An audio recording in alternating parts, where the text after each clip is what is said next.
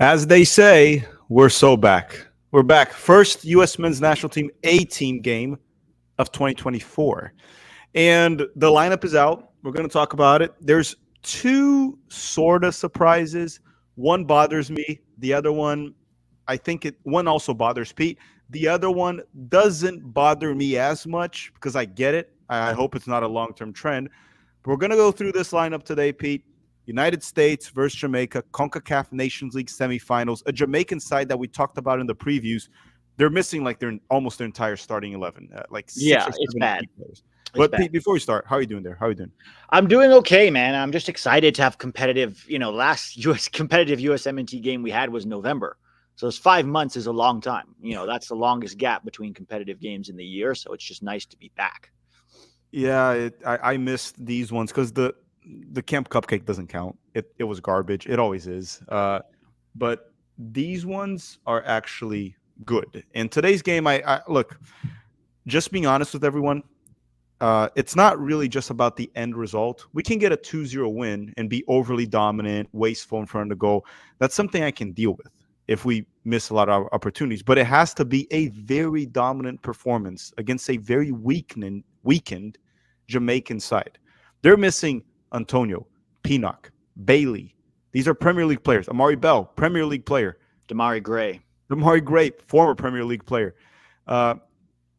So question here from one of the members of the channel. Is Reyna hurt? No, I believe he's on the bench, right? We'll double check that very soon. But no, he's not hurt. Look, we're going to talk about the lineup, so we'll go through why Berhalter probably started Tillman over Reyna. And that's all. By the way, everyone, before we start, I'll put the word from our sponsor after we go through the lineup. And if you guys want to join our Patreon, I put the link in the description of this video. But anyhow, let's go through the lineup, Pete. It looks like a 4-2-3-1, possibly a 4-3-3 with one of the eights being a bit more attacking. Matt Turner on goal.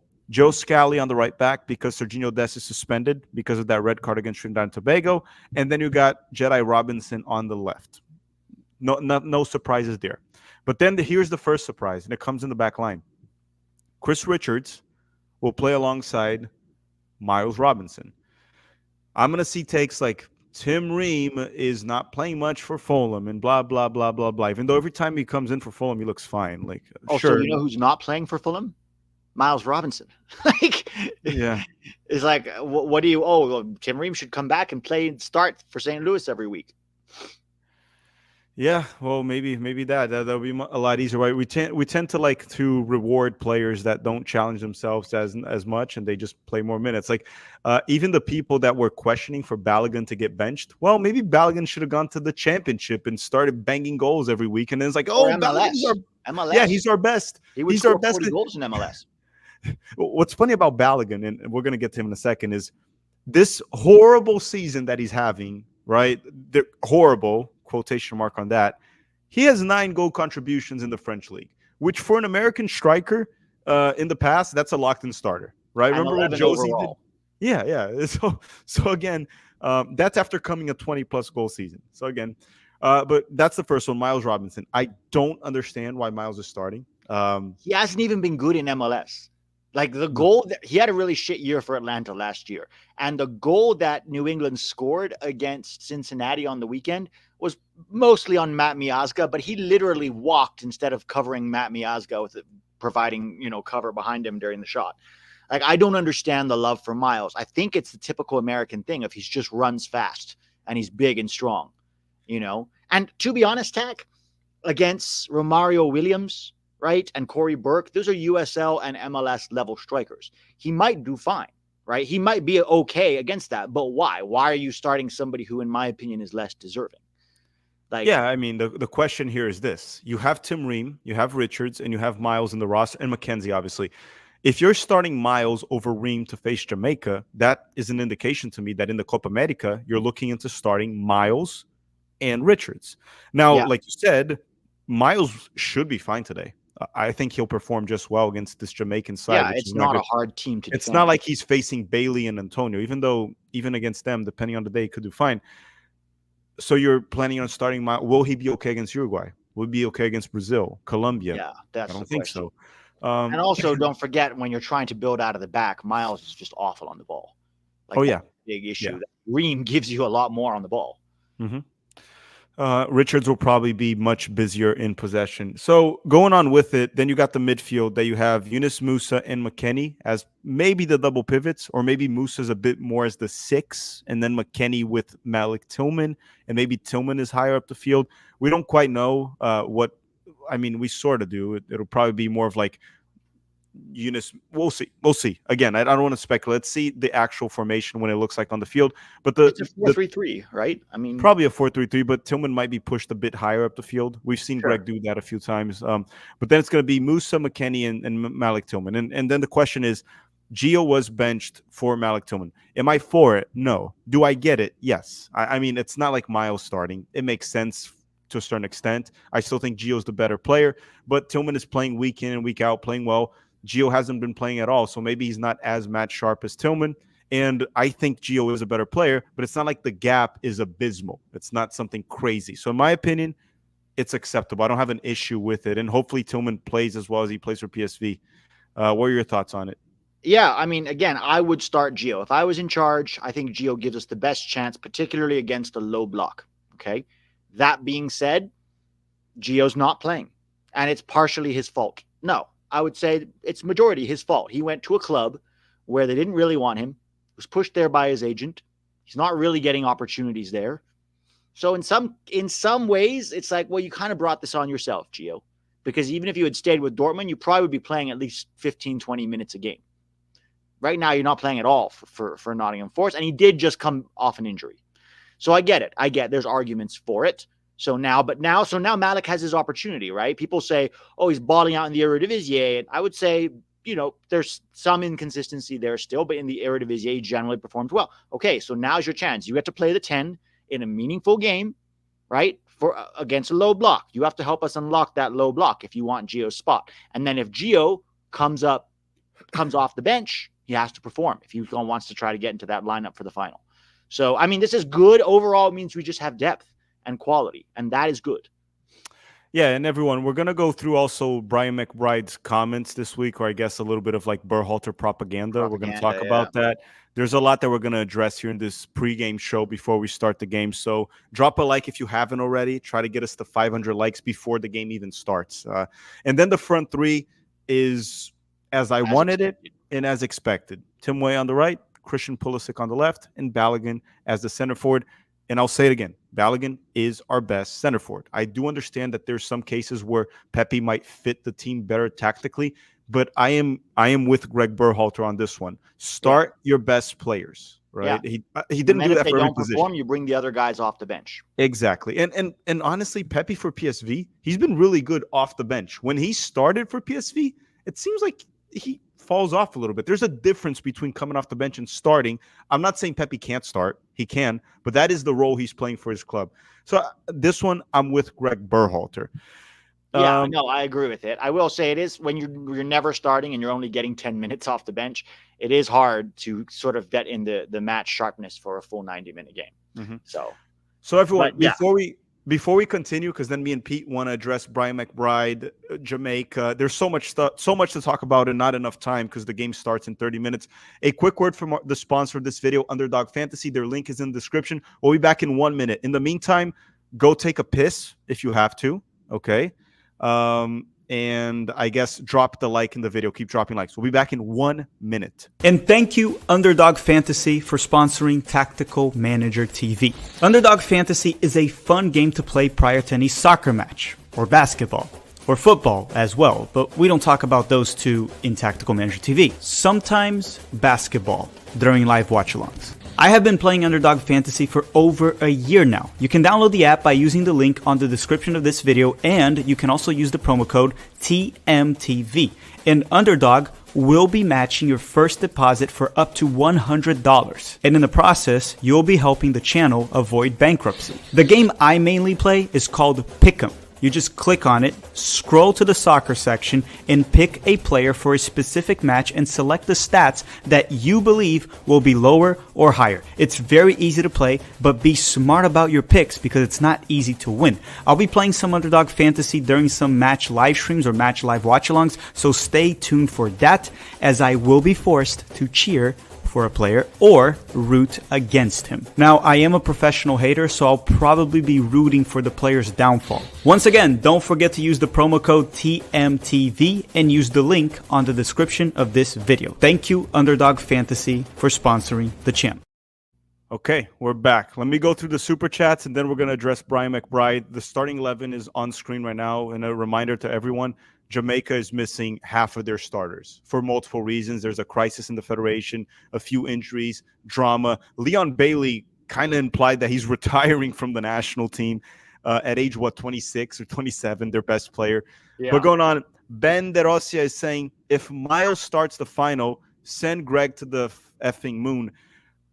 Look, if we win today, which I fully expect us to win, why wouldn't he start Miles? He's starting Miles today. I mean, look, if I had to project a starting 11 for the final, it's probably this one.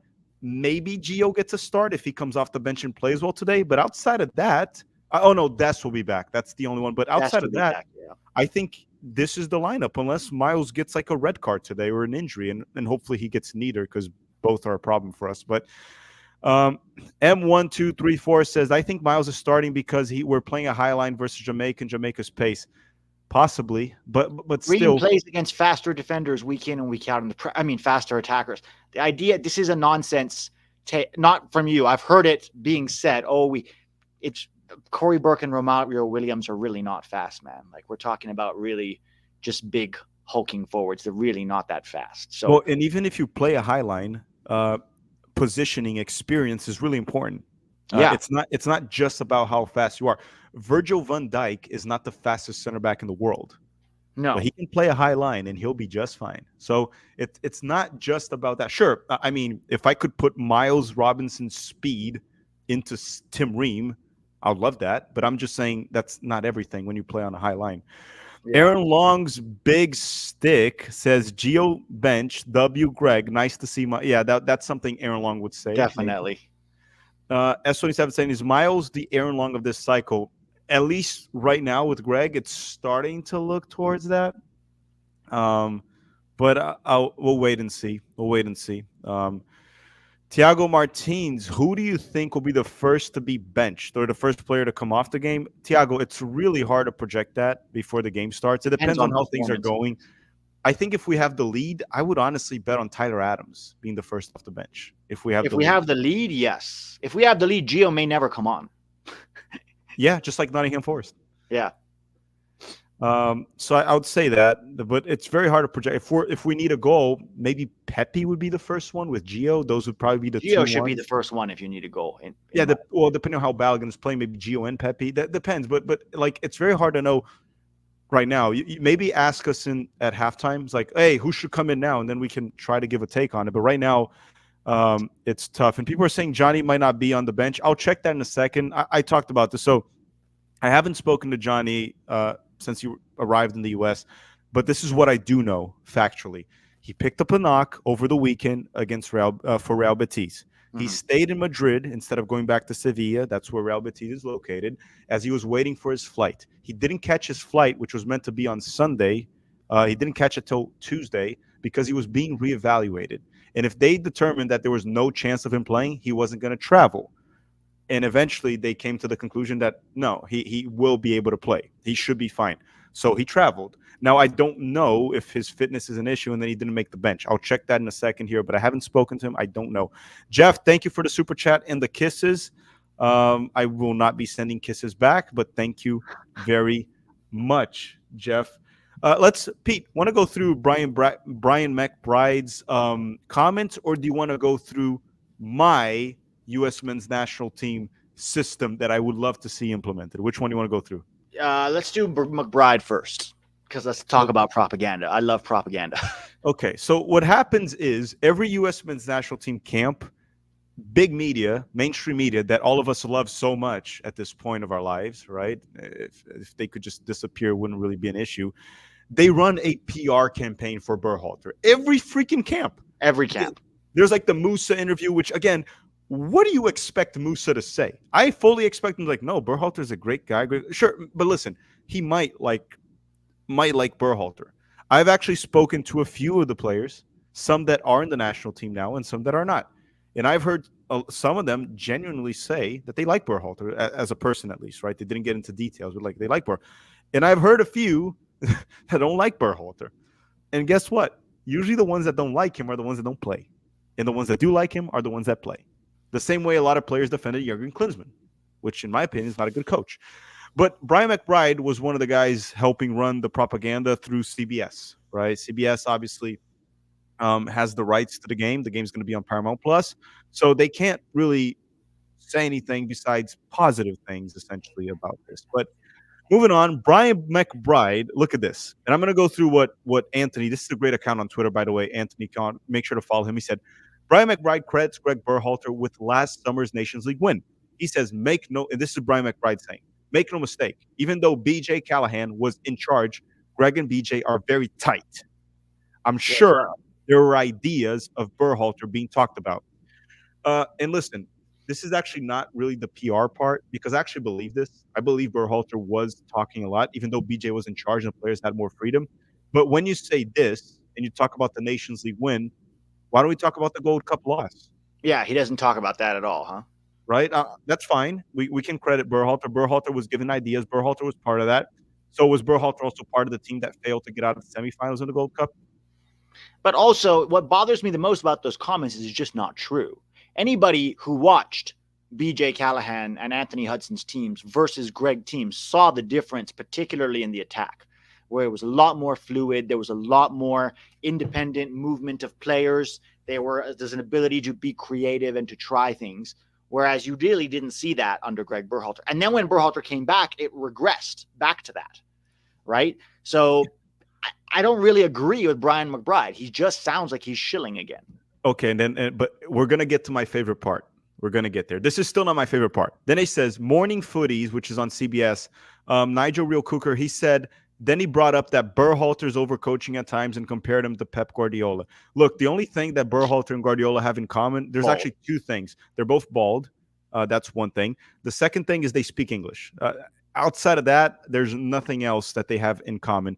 And then Brian McBride laughed off on the comparison and defended Berhalter's strict dependence on his system. So system above players. He defended it. I don't know the exact words. It's not here. But as I said, Anthony's a very reliable account. He doesn't lie. Okay, now let's go here. This is what Brian McBride said. He said, this is my favorite one, Pete. Greg is very detail-oriented. The game has changed. Coaching and idealism changed. Before, it was like how Carlo Ancelotti said, you set up your team to defend, and going forward, you let the players play. Well, this is what I got out of this, Pete, and you please correct me if I'm being wrong or biased here. He's essentially saying, this is what Brian McBride said, this is what I'm getting out of this. He's saying that Berhalter is a modern coach, while Ancelotti, the guy that just won the Champions League 2 seasons ago, currently coaches Real Madrid and is about to win La Liga, is outdated. Is that am I right or have I gone crazy here? Yeah, he's saying he doesn't know what he's talking about. He needs to learn from the school of Greg Berhalter. So Berhalter should be coaching Real Madrid right now. Well, or Ancelotti should be shadowing him in every USMNT games, barking like an African dog and learning how to coach soccer. Carlo Ancelotti, more Champions Leagues than any other manager on the planet, I believe. Yeah. Everyone in the chat, look, and I honestly want to get you guys' take. Do you guys agree with me and Pete on this? Is that what you got out of what McBride said? That he's implying that Berhalter is more of a modern coach while Ancelotti is outdated. If you agree with me and Pete, put the number 1. If you disagree, put the number 2. That way I can kind of get an idea. Because, again, we're all humans. We have our biases. And maybe me and Pete are too biased. But that's what I got out of it. And I think it's, no offense, Brian McBride is a legend for the U.S. men's national team. And I fully respect him. But this take specifically is very moronic. It's just not good. It's not a good take. And I'm just going to call it as it is. That's what I think. Again, it is what it is, man. And Johnny's on the bench against the U.S. Against Jamaica. So, and then there's a few more things, and he's just like, now there's more understanding of tactical awareness and how to build out of the back. All that information is very good. Well, Sure, but Brazil was doing that in the 70s. So 60s. I This don't is get why it. the world doesn't take Americans seriously when we talk about so Brian McBride, who played in England, he played for Fulham. He was a legend for Fulham, and he's out here saying absolute nonsense things, absolute nonsense, and we all know why.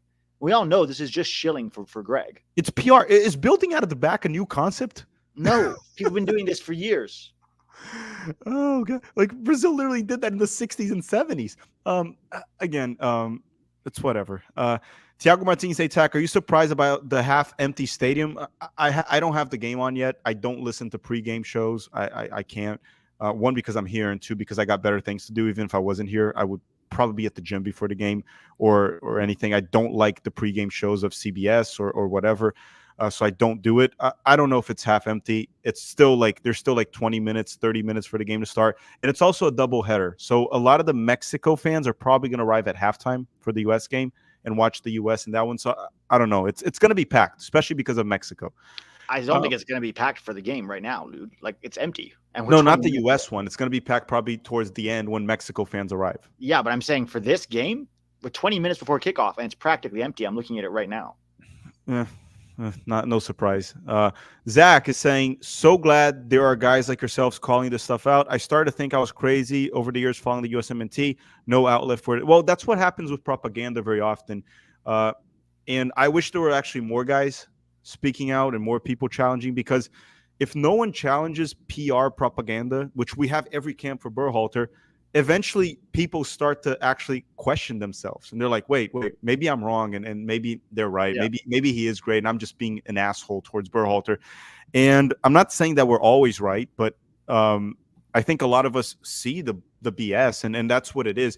And again, Berhalter doesn't do everything wrong. That's simply not true. And even the starting 11 we just talked about, outside of Miles, I don't have any issue with it. Even the Gio thing, it's justifiable. I'm not going to die on that hill. But this PR propaganda, like, why are we putting Berhalter in the same sentence as Pep Guardiola and Ancelotti in the same freaking interview? Well, Why are we Zach, I doing think this? it's quite telling that a good coach gets results and gets the fan base excited on their own. They don't need someone sucking their dick on the media every single camp. Like what this tells me is that, the federation and the powers that be do see all the criticism of Berhalter, and they do see all the fan discontent. And so they're trying to combat it by, let's get this, former legend to say something nice about Berhalter. Instead of going, I wonder if we should listen to our fans. It's like, no, we got to propagandize our guy even more, Yeah, show me a USMNT camp which they didn't run a full PR campaign for Berhalter, and I'll show you a chicken with teeth right now. If you guys can show me one right now, I'll pull a chicken out of nowhere, out of that fridge right there. I don't have a live chicken in the fridge, but I'll pull a chicken with teeth if you can show me one. And let me put this here real quick. This is the starting 11 in case anyone is wondering, in case anyone just arrived. And then we have Matt Poliquin saying, winning the Champions League is cool, but has he won CONCACAF? Honestly, what's hilarious to me is we have this guy, Brian McBride, pretty much claiming that that Berhalter is like more modern than Ancelotti. And then you literally had Brazil and Real Madrid fighting for Ancelotti like months ago. Yeah. Not Berhalter. No one won. And Ancelotti is more expensive also. Well, keep in mind, it's possible that Brazil was interested in Ancelotti, but they wanted him to complete a camp learning from Greg Berhalter first. So they said, listen, we'll hire you, but you need to spend 4 months learning under Greg Berhalter. And when Ancelotti said, I literally can't, I have Real Madrid, I have to win the Champions League right now, I have things to do, I can't go learn from Greg Berhalter. They were like, okay, we don't want you. Like, let's not just discount that possibility. That could be why he didn't get the Brazil job, So one thing to say to everyone here in the chat right now, Reggae Boyz Central, which is a really good account on Twitter, by the way, to follow. He said USA have to watch out for Ronaldo, Cephas, Usain Bolt version 2 for Jamaica. So that's the number 20 right there. Probably one of the two forwards up top. So I don't know him. Mario Williams then. Yeah, I think there's more to soccer than just speed. Sure, he might be able to beat the players off speed, but there's positioning, ability to finish. So much that goes off the ball movement. We'll watch out for him. If he's fast, that's some quality, but we'll see. I mean, Jamaica, they do have fast athletes. If you go watch the Olympics, they win those 100-meter dashes all the time, more Yeah. than Usain Bolt. So I'll give him the benefit of the doubt on that. But I'm not going to be worried about a player just because he's fast. There's more to just being fast. Otherwise, Usain Otherwise, Bolt, Usain Bolt would be the best player on the planet. yeah, Jamaica would have him in the national team. And I think he tried to play at some point. There was something like that. Jose Vargas is saying, let's go Jamaica. Let's get Berhalter fired. One, regardless of who's in charge, I'm not rooting against the U.S. Two, Berhalter, there's no evidence to back that Berhalter would be fired if he loses today. So I highly recommend not rooting against the U.S. And even if Berhalter gets fired, guys, you might get Jesse Marsh, and it might be worse. Yeah, the medicine might be worse than the disease right there. Well, they're really promoting him. He's on the CBS pregame now giving his thoughts. I have it on mute because I'm not watching that garbage. No. They're really trying to get him in front of camera as much as they can.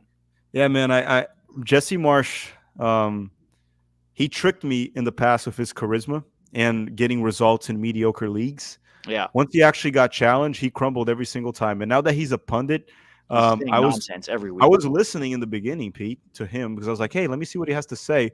But it was too many wild off-base takes from Jesse that I was just like, I can't, man.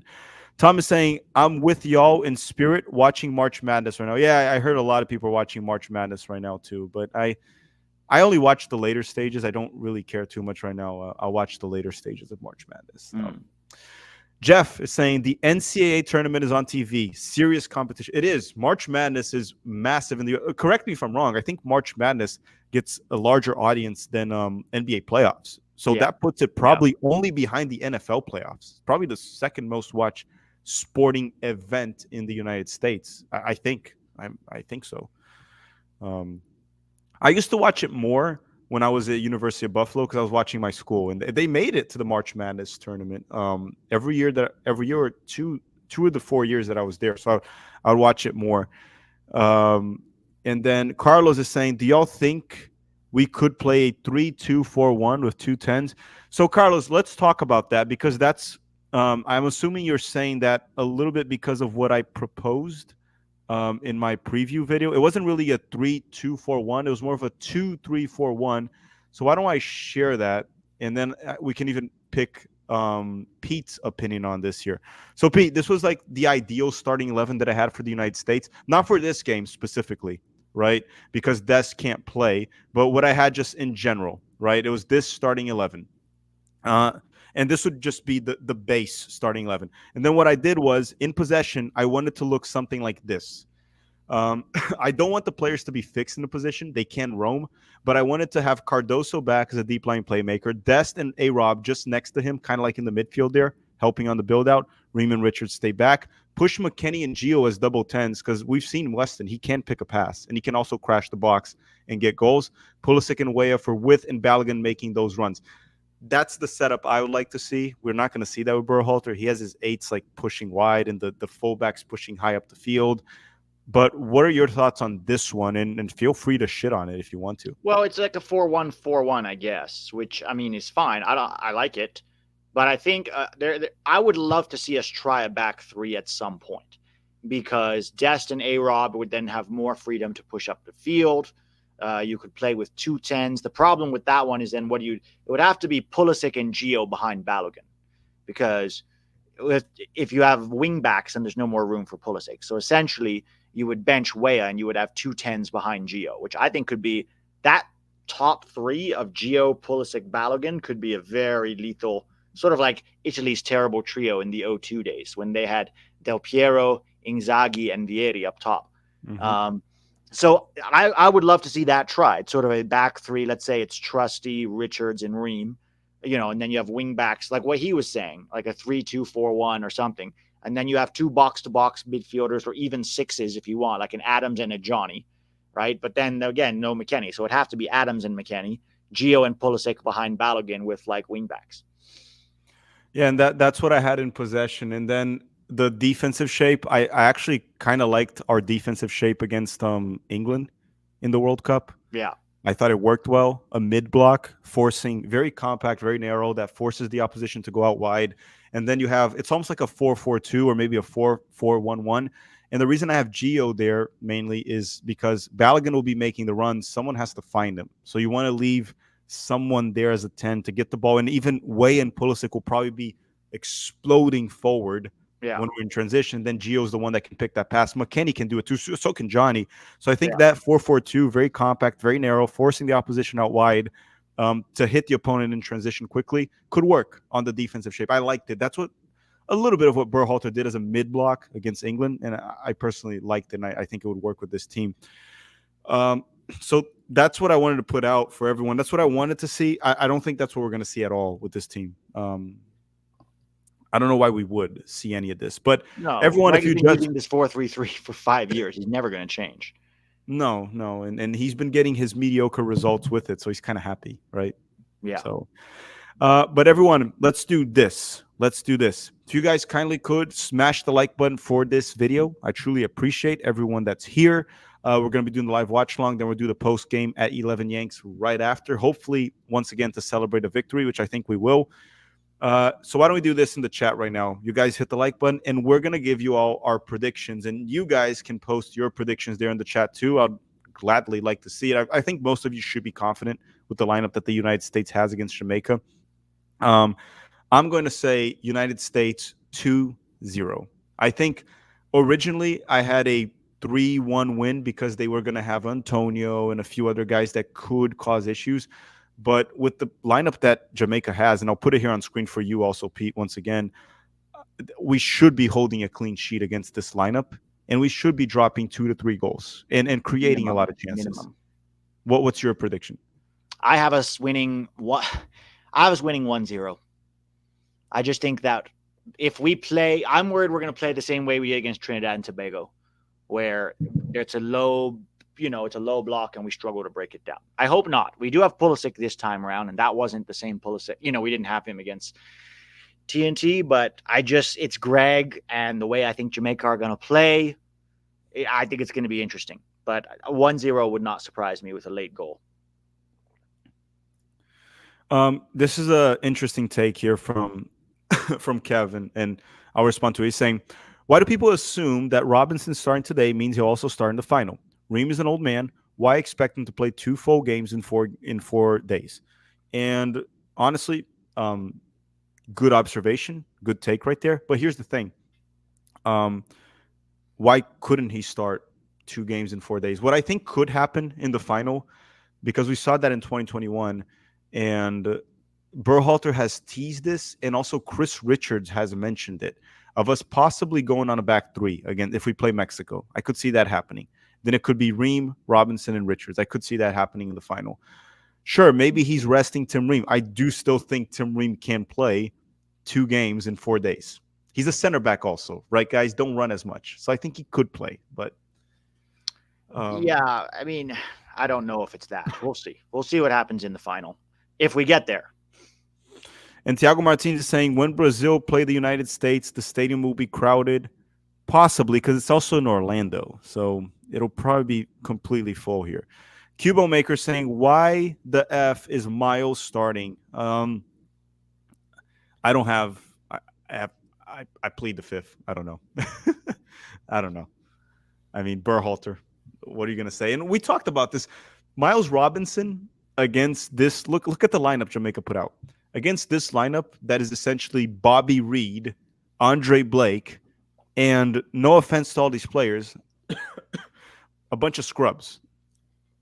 That's the truth. These are not good players. Like JD was talking about a lot of these players today in the morning at your stream, Pete. And what was he always saying? He's like, yeah, this guy right here started at the Manchester City Academy or Manchester United. Where does he play now? Oh, he's kind of like getting relegated to the 3rd division. So it's like these are guys that are playing the 2nd, 3rd division of England and not doing well, like a Sargent, like a Haji Wright. And these guys are not even starting for us, the 2nd division players. So besides Miles, I would say MLS is about that level or worse, about the 2nd division. But this Jamaican side is not good. And on top of that, you put the fact that Jamaica is historically, in the past few years at least, dysfunctional. There's so many issues within that federation, to the point that Leon Bailey, their best player, kind of announced a retirement from the national team at whatever age he is, 26, 27. So again, there's no excuses. We're playing at home. We're not playing in Jamaica. We have pretty much all of our best players on the field or on the bench at least. Like Gio's on the bench, Johnny's on the bench, Tyler's on the bench, Reem's on the bench. So we have all our best players.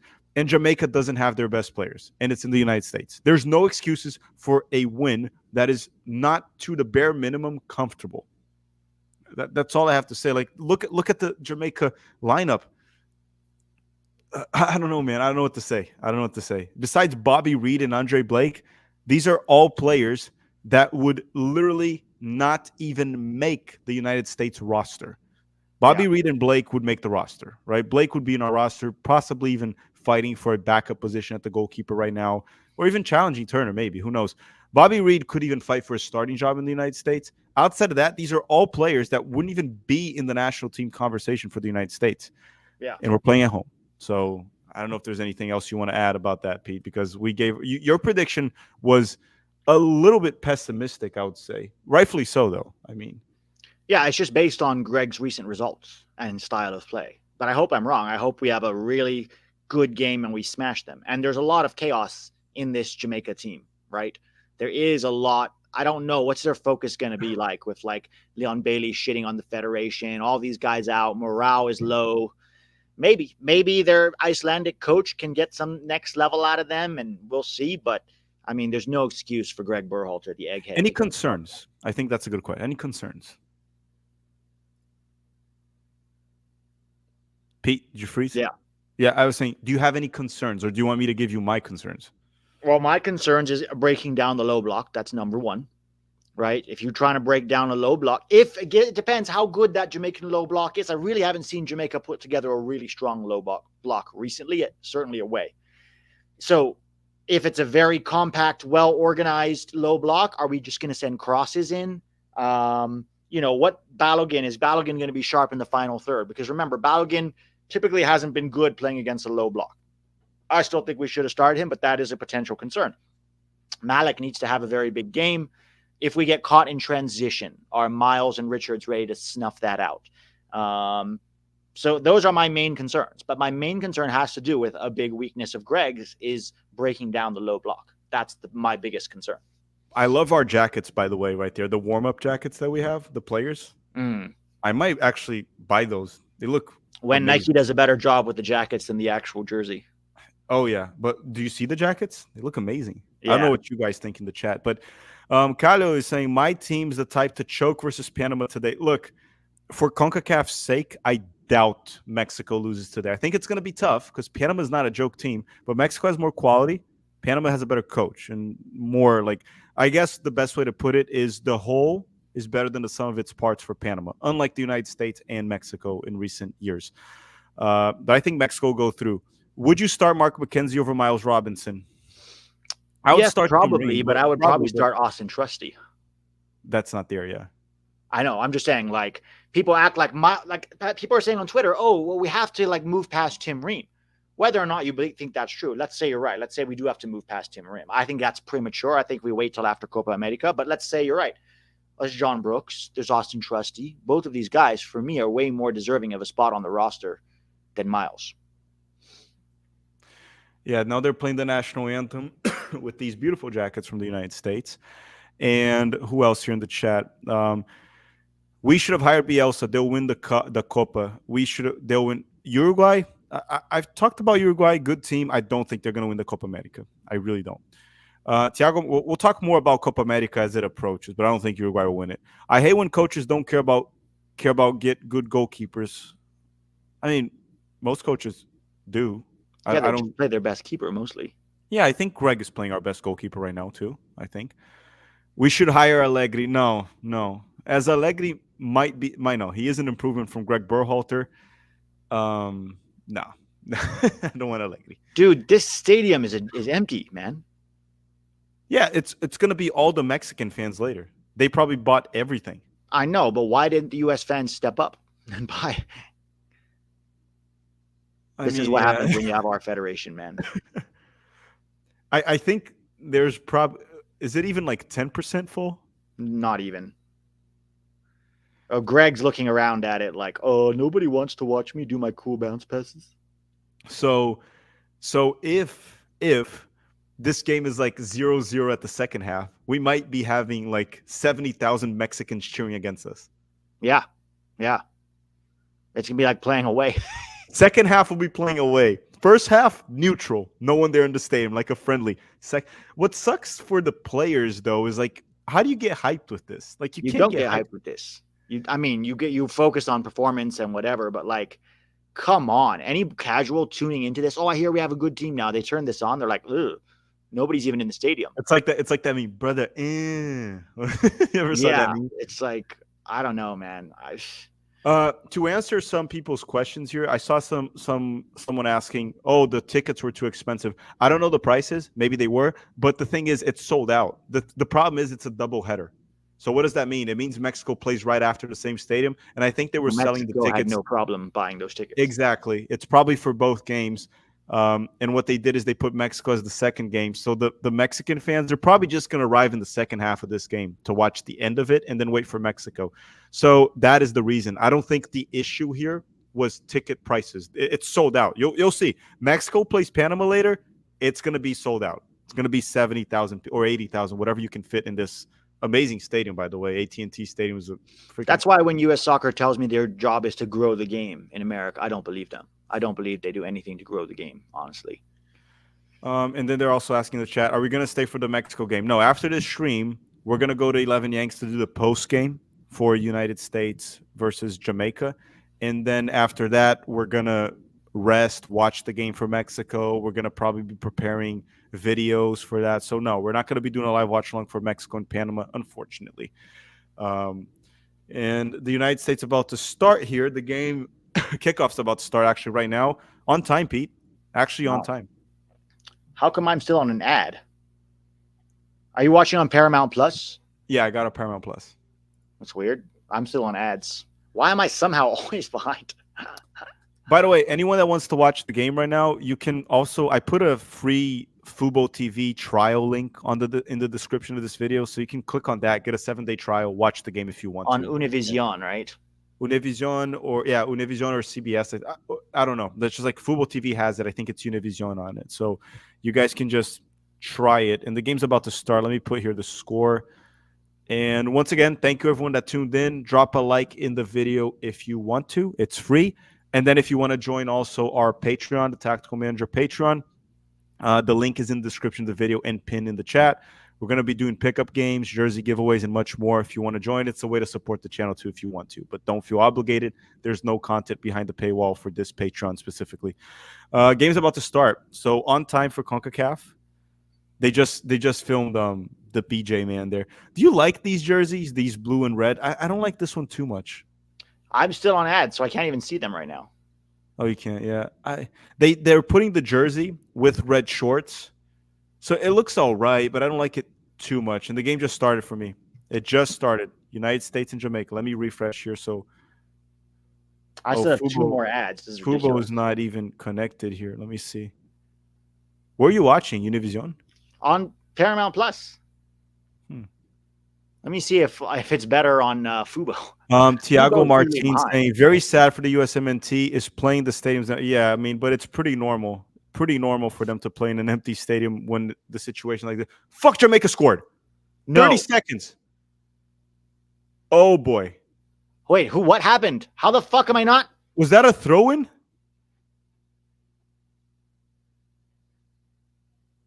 No way. No. There's no way. This is... Did they score or not? Yes, they scored. What the fuck? Oh boy, we're in trouble here because they're going to bunker now and waste time. So it was Scally.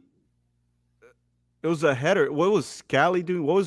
I'm trying to figure out who made the mistake. So it was A-Rob messed up and they got the cross. Miles couldn't close it down.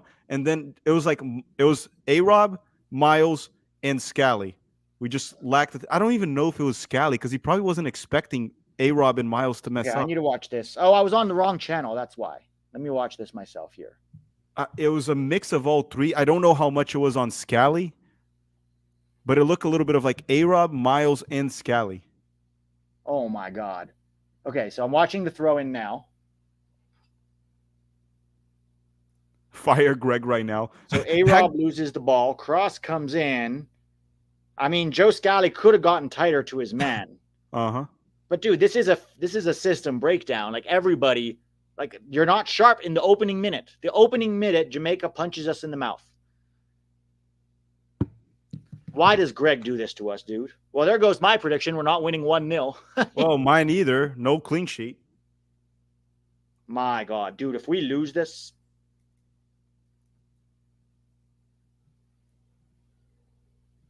Yeah, Scally definitely to blame there. A little bit on A-Rob, a little bit on Miles, but probably mainly on Scally and the system breakdown. Watch everyone say it's not Greg's fault.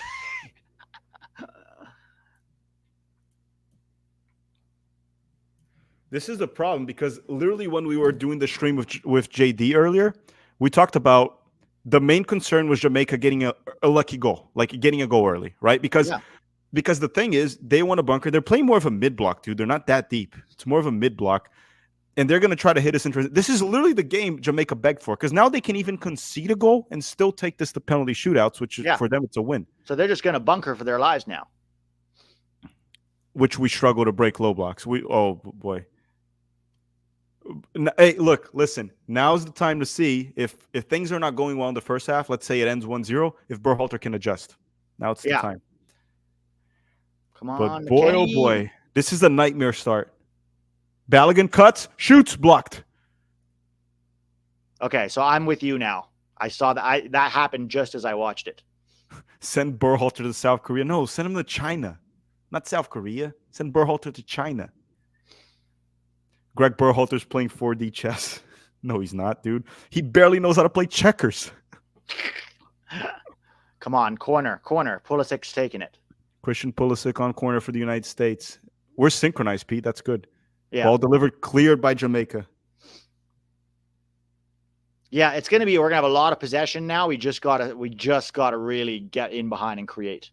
Oh my God, what was that? Oh boy, and the problem is our team start to get frustrated too. I don't think we were expecting. What's crazy, dude, is all these guys have been performing really well for their clubs. This is why you know it's on. Anthony Robinson is literally like the best teams in the world. Well, not the best teams. A lot of big teams in England are looking at Anthony Robinson. Scally's been super reliable for Gladbach, right? Miles, I mean, that's a different story. But it's the same thing every time. They look great for clubs, but then they come and play for the US, they all look clueless. My goodness. The problem to me is the start, man. We could struggle to get a goal all game long, but you can't give that up in the opening minute. That means you weren't switched on. Maybe they didn't bark enough. I don't know. In the dressing room, there wasn't enough African dog metaphors. We didn't we didn't let the dogs out today. Yeah, we didn't let the dogs out, man. We should have sang "Who Let the Dogs Out" in the locker room. That would have got the team hype. Yeah, Ancelotti probably would do that. Uh-huh.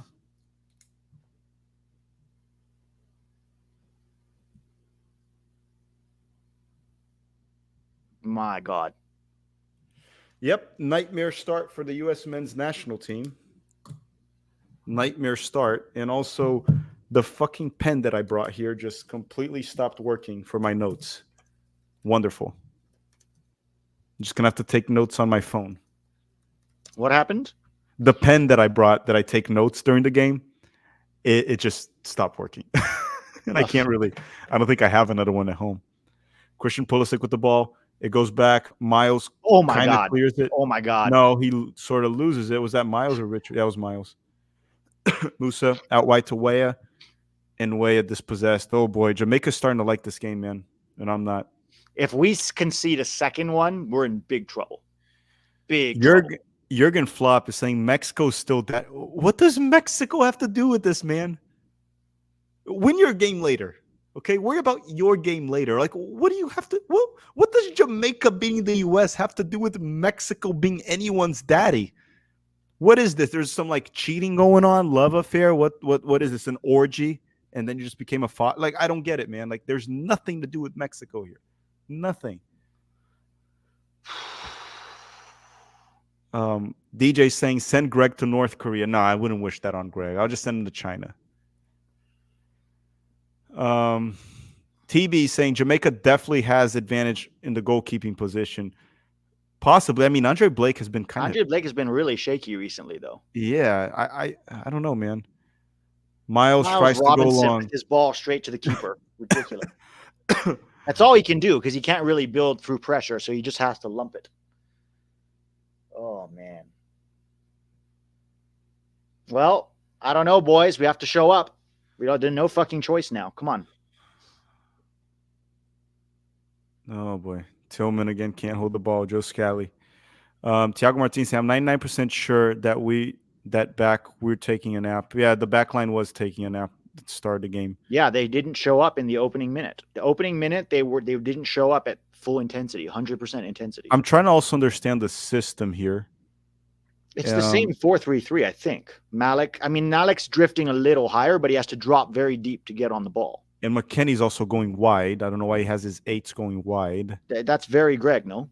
Yeah. His eights go wide, and then his fullbacks push up. Freaking nerd.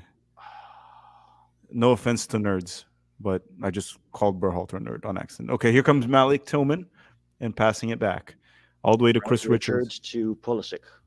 And they're very deep now, Jamaica. Pulisic inside. No options. Jamaica is like super compact and narrow right now. Yeah, they're going to be like this the rest of the game. We have to break this down. Dude, we have to pull a draw before halftime. Otherwise, it's going to be so bad in the second. Oh, my God. Musa just gave it away. And we almost gave it in transition, and then Scally had a foul. Dude, Musa's given it away twice now. Did you see the long switch that he gave away? I heard he's better than Johnny. And then Scally has to commit the foul to cover for him. G-Boy is saying if we lose this and losing the Copa group, it meant Greg would be getting fired. Would you take it? No, we talked about this before because it's probably going to be Jesse Marsh. It's going to be Jesse Marsh. And he might be worse than Berhalter. And again, the thing is, I thought about this before. When the game starts, it's kind of hard to root against the U.S., so it doesn't really matter. We can't root against the U.S. That's our problem. I mean, not our problem, but it's like that's your team. You never root against your team. Yeah, because also we can fire Berhalter. There's no guarantees the next guy will be better.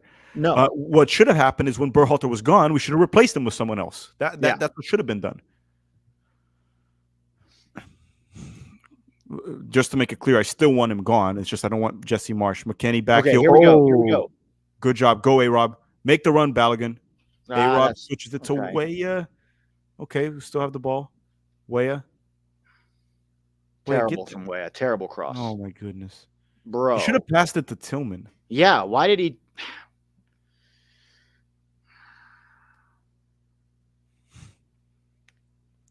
I don't like Musa as the last man in the midfield. No, I don't like it either.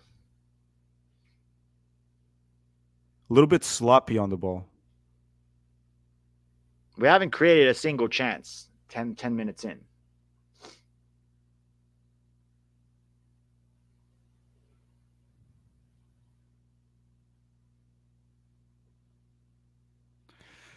Yeah, man. Not good. Not good. We haven't done anything. We're down 1-0 here again. This is the game Jamaica wanted, but I'm pretty sure Jamaica wanted to hold it 0-0. They didn't really expect this. Tillman to Balogun. Good hold up from Balogun. Balogun was better there, yeah. All right, here we go. Tillman. No, he won the ball. Tackle. Oh, it's the thing with Tillman, man. I don't know.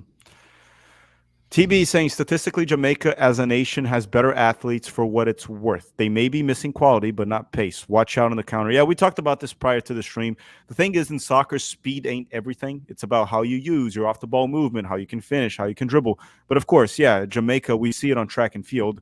From an athlete standpoint, they're freaking incredible. Yeah. Joey is saying, give Greg a red card and let BJ coach. Well, it's too late. Even if you remove Greg from the field, it's still going to be whatever Greg wants. He's the man in charge. But again, look, just to make one thing clear, obviously when the team starts completely off tune like that, it's something to talk about the coach, right? Obviously. But let's not just blame the coach for individual mistakes from players on the field. Okay, the players are not innocent from what happened. Players have to find a way to hype themselves up too. Start wired, start alert, and we didn't do that. Brazilian Fury saying, "What do you mean it's 1-0 Jamaica already?" We had the same thought when the goal happened. Literally 30 seconds into the game. 30 seconds. Scally's on a yellow now. That's something to watch out for. Scally with the foul here. Scally hasn't had the best start to this game.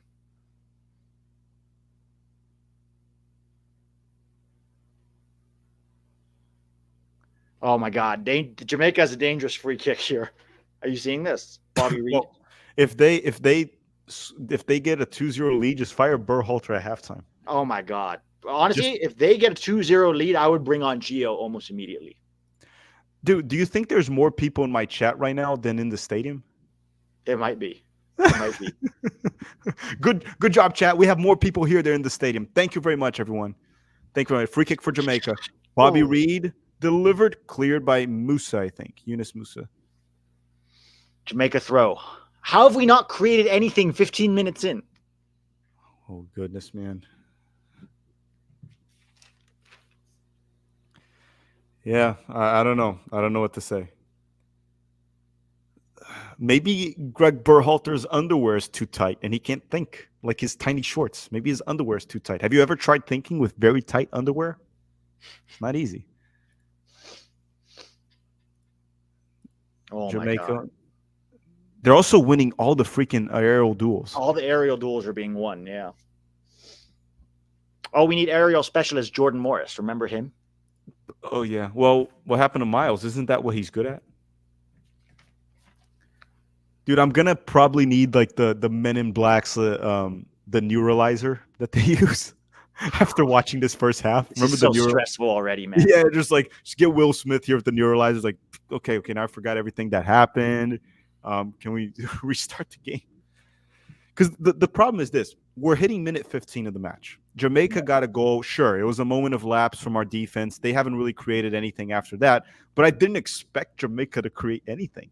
The problem is we also haven't created anything besides one shot from Balogun that got blocked. That's it. Yeah, that wasn't I'm talking about clear-cut chances. Yeah.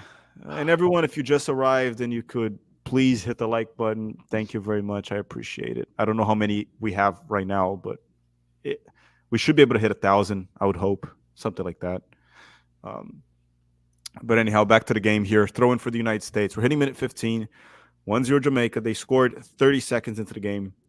Moment of lapse from our defense. A little bit of a mistake from A-Rob. A little bit of a mistake from maybe Miles didn't close on time. And then Scally completely messed up there, not closing down on his man. And then it just caught also Turner a little bit off guard. And then he didn't have the reflexes, and Jamaica got the lead. Okay, good ball from Weah. Good from Tillman. Terrible. Tillman has been terrible, man. No, he's not been good. To be fair, nobody's been good. Like, Pulisic has been anonymous. Where's Pulisic? No. Tiago Martinez saying 400 likes, Tack. That's it, guys? We only have 400? That's it? Okay, if you guys could help us out. Listen, it's a good way to help the channel if you enjoy these streams. Once you hit the like button, YouTube pushes it to more people. So it's just a way to help us. It's free. It's the best way to help us for free. There's many ways to support the channel. That's the best way to support it for free. Just hitting the like button. So thank you to everyone that did so. Thank you very much. But back to the game. Throwing for the United States here on the defensive end. Joe Scally goes all the way back to Miles Robinson. The interesting thing here, Pete, is I might be overthinking this a bit. Oh my God, Musa! Dude, Musa can't keeps pass, giving man. the ball away. He can't pass. He can just run with it. That's the third time he's tried to pick a pass and he just gives it away. Yeah, man, you're gonna have to replace Musa with Tyler or Johnny. You can't play Musa as the 6. He can't be the 6. You can't play Musa as the 6 because he can out of pressure. He can only dribble out of pressure, but when he has to pass or distribute, he can't do it. That's the main issue. Okay, here we go. Scally. Tillman, Scally, go Scally! Fucking push it forward. Oh, Balogun! Good assist for Scally. Good cross. Balogun couldn't finish the header. See, that there is what Musa's good at, though, is driving through midfield with the ball at his feet, and then Tillman with the good layoff. That was a good cross from Scally. But you do that as an 8. As Yeah, a not as a 6, 6. The it's problem is very if you give dangerous it because you can away. lose the ball. The sixes have to be a bit better not in transition, sorry, in distribution. Oh, that Passing. wasn't really Balogun's fault, dude. That came off the Jamaican chest. No. I didn't blame Balogun. I just said he couldn't hit the header, but no. Oh, it Corner. was deflected. Corner kick for the United Corner. States. Come on. Come on, Christian Pulisic. Pulisic. What terrible Another, corner. another terrible. Pulisic Oh can't my take. God. Well, what about this? Is one of the reasons I think you need Gio for set pieces. And then you have here, Cumin is saying, let's be real, fam. Even if we get embarrassed here and in the Copa America, it's highly doubtful that USSF will do the right thing. Yeah, look, listen. We're going to continue to put pressure on Berhalter unless he gets really good results and we play well. Yeah. And this right now is crap. Is there blame on the players? Of course. There's blame on the players too. We're going to address that probably in the post game at 11 Yanks. But the thing is, a good coach gets the whole to be better than the sum of its parts. And Berhalter has never done that with his team. Never. And this is not the first cycle.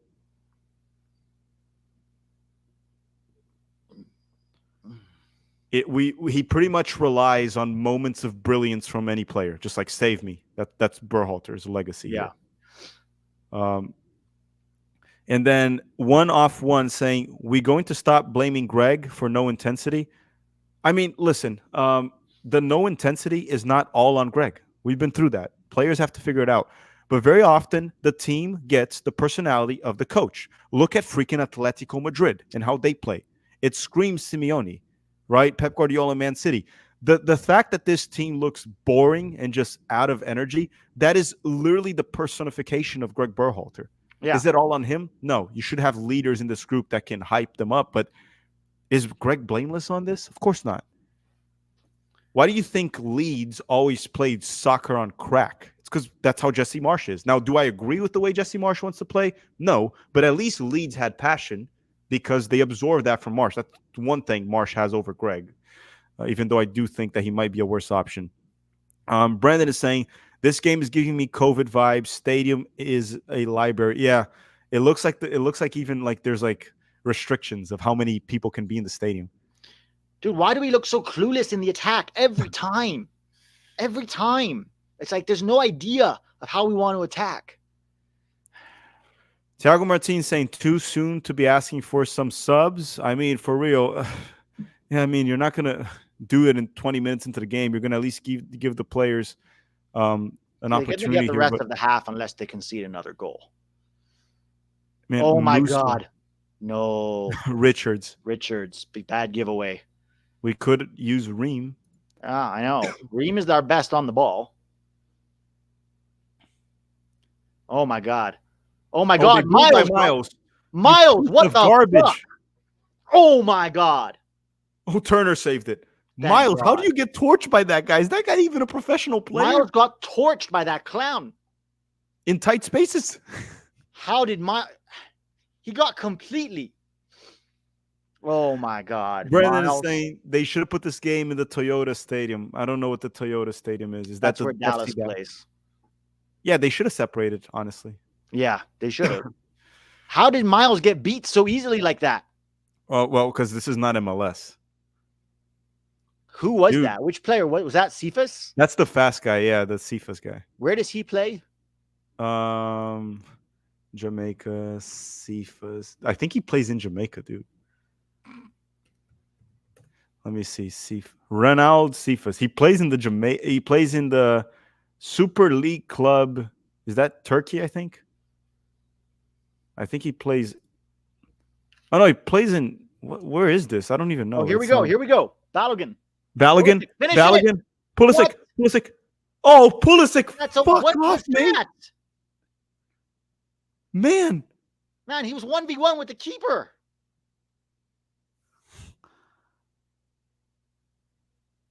What is this? He plays in Turkey. That guy Cephas. What is Pulisic doing? Oh my God.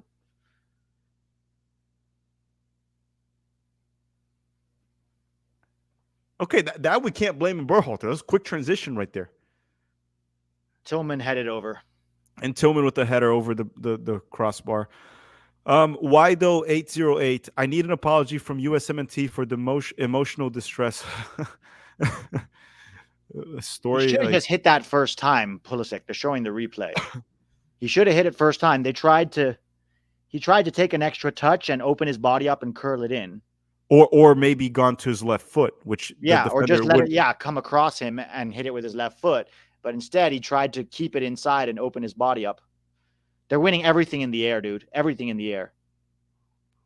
Oh my God. A-Rob. Oh my God, corner. Bro, Jamaica's created more chances than we have. Dude, Pulisic with Milan, he strikes those balls with his left foot. Yeah. This is what's, again, is so funny about Pulisic. He's having maybe his best ever season. Brendan McPhail, thank you for joining the YouTube membership. And if you guys want to, we have also the Patreon membership. If you don't want to do the YouTube membership. Carlos saying, yo, did they bring Cade Kyle, Vasquez, and Dejas? Nope. None of them are with the national team, and I don't think there's room for them right now. Jamaica with the cross cleared by Tillman. Tillman's actually sneaky good in the air. Oh, yeah. He's good. He jumps a lot. Yeah. But why are we doing these long... Okay. Route 1 football. TB saying, to be fair, USMNT is not going to compete against the NCAA basketball. Yeah, I don't know. 300 million Americans, like, we're asking for a full stadium. Yeah, I mean, there's also the stadium will be full. We already went over why it's not full. Everyone's coming for the Mexico game. If they put the game in the FC Dallas stadium separate from the Mexico one, it probably would have filled up. Yeah. Oh, Musa again. Oof. Musa says fourth giveaway in 23 minutes. Tiago Martinez saying if the USMNT had half of Pete's energy, we would win. They have energy. They have energy, dude. That's not. I don't think energy is the issue. Why though 808 saying these players stepped a foot on U.S. soil and all the talent got sucked out. I think it's not really U.S. soil. Is they stepped in Berhalter's camp and Berhalter is like. Anyone here watched Space Jam, the Monstars, when they suck the talent out of the NBA players and they put it in the basketball and then they suck it to themselves? So Berhalter's like the Monstars. He sucks the talent out of the players, except for he just doesn't use it. He throws it out the trash. Malik. What's up, boys? Zoo here with the international baddie report. Currently 0 baddies in Arlington. This game is sad, so I'll keep you updated. Yeah. Maybe you'll see some baddies when the Mexico game starts. As of now, it's not that they don't have baddies in the stadium right now. It's really just that there's like no one in the stadium. That's the problem. All right. There's just like no one. So it's not really like a baddies issue. There's just no one there. So you can't really find anything. So wait for the Mexico game. Steven Igishi saying USSF is such a dumb organization. Oh, yes, they are. I'm going to leave your super chat there because yes, they are. Yes, they are. They're not the brightest. They're definitely not the brightest. All right. I'll be back at halftime. Hopefully we score. Sounds good. Sounds good. See you soon, Pete. Okay. Now, again, as I always say, we're alone here. Just the 1,700 of you and myself. Hopefully you're all wearing clothes. Otherwise, this is freaking weird, man. Even if you're watching the game right now at home, put some freaking clothes on. Where can you watch the game? The game is on Univision or Paramount Plus. If you want to watch on Univision, I put the FuboTV link in the description of this video. You can just click it and get the free trial. I don't care which one to use, but just use the free trial. Remember to cancel it so you don't get charged. And by the way, everyone watching the game, drop a like to help the channel. I appreciate it. And then for the Patreon and YouTube members, we have a pickup game coming up in June here in Orlando with the Tactical Manager jerseys and much more. What else is here? Brendan is saying Musa looks straight out of the 90s. This kit looks very baggy. Oh, shoot it. Ooh. Weah from outside the box. Tim Weah. I think it was just straight out of bounds. I don't think Andre Blake. No, I didn't touch it. Okay, that's the decent shot from long range. I don't know if I like these kits or not. I think I liked the white ones, and I like the warm-up jackets. I might get the warm-up jackets. I really like them. Marsh is getting his resume ready. Yep, he is. But no, I refuse to believe that we're going to get knocked out by Jamaica. I refuse to believe that we're going to get knocked out by Jamaica. I'm not going to accept it. Oh, Musa gave it away again, and then he got fouled. But my goodness, Musa. My goodness. Oh, my goodness.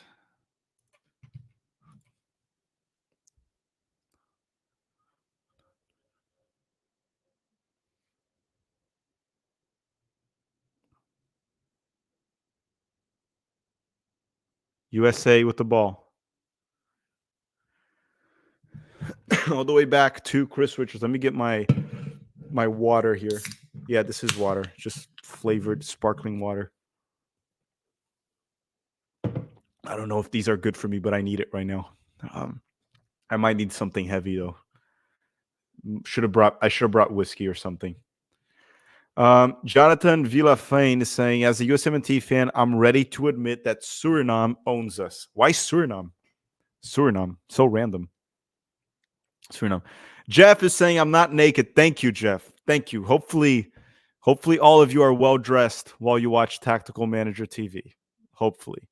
Especially when we're alone without Pete, right? Now that we're alone here, me and you and I, put some clothes on. Back to the game. United States in possession. Chris Richards finds Yunus Musa. Back to Miles. Richards. Give them options. Richards, Pulisic, Tillman. Down the left, A-Rob, and then we're back to Miles Robinson. 28 minutes.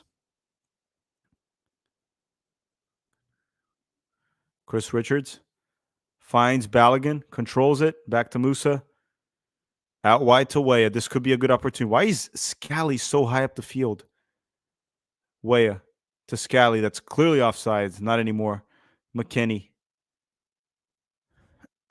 This freaking Greg Berhalter system is so stupid. Why we have Scally pushed high up the field? Why don't you adapt to the players they have available to you? McKennie whips in across, cleared by Jamaica once again, and then A-Rob will get the ball down the left. A-Rob, Weah, like literally Weah is like all the way down the left, and Scally was the one providing the width down the right, which is not the way it should be. Christian Pulisic sends in a cross, cleared, and then Andre Blake will get it.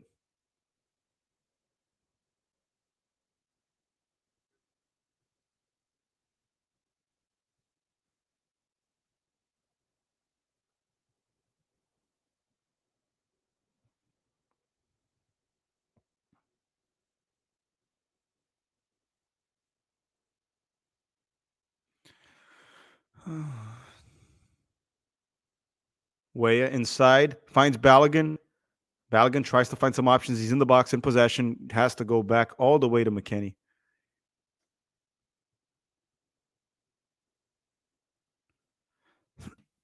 I don't like how McKennie is so deep. I just don't like it how McKennie's so deep.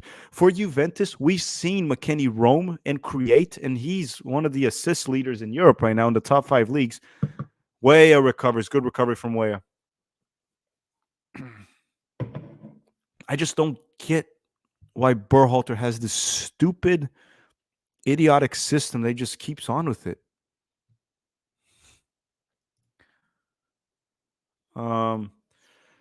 Adam is saying we could get John Herdman from Toronto FC. They're not going to do it, guys. If Berhalter's fired, they're probably going to bring Jesse Marsh. We all know that. You know, the guy that's currently a pundit for CBS. Thiago Martins is saying it's only weird if you make it weird, Tack. Just let it in. No, dude. No. Look, it's weird. Things are weird when they're weird, not when we make it weird. They're weird when they're weird. Tillman, good, and then he loses the ball. Look good in the final third. Musa, shoot it. Just shoot it. Blocked. And cleared by Jamaica once again. 30 minutes and we're down 1-0. Woos is saying Greg will make his classic second half tactical change. You mean no change? He usually doesn't change anything. He usually makes no change at halftime. I think Greg probably won't make any change at a halftime. Maybe he'll send Gio for Tillman. I think this game needs Gio Reyna in. Yeah, maybe, just maybe, we need Gio Reyna in.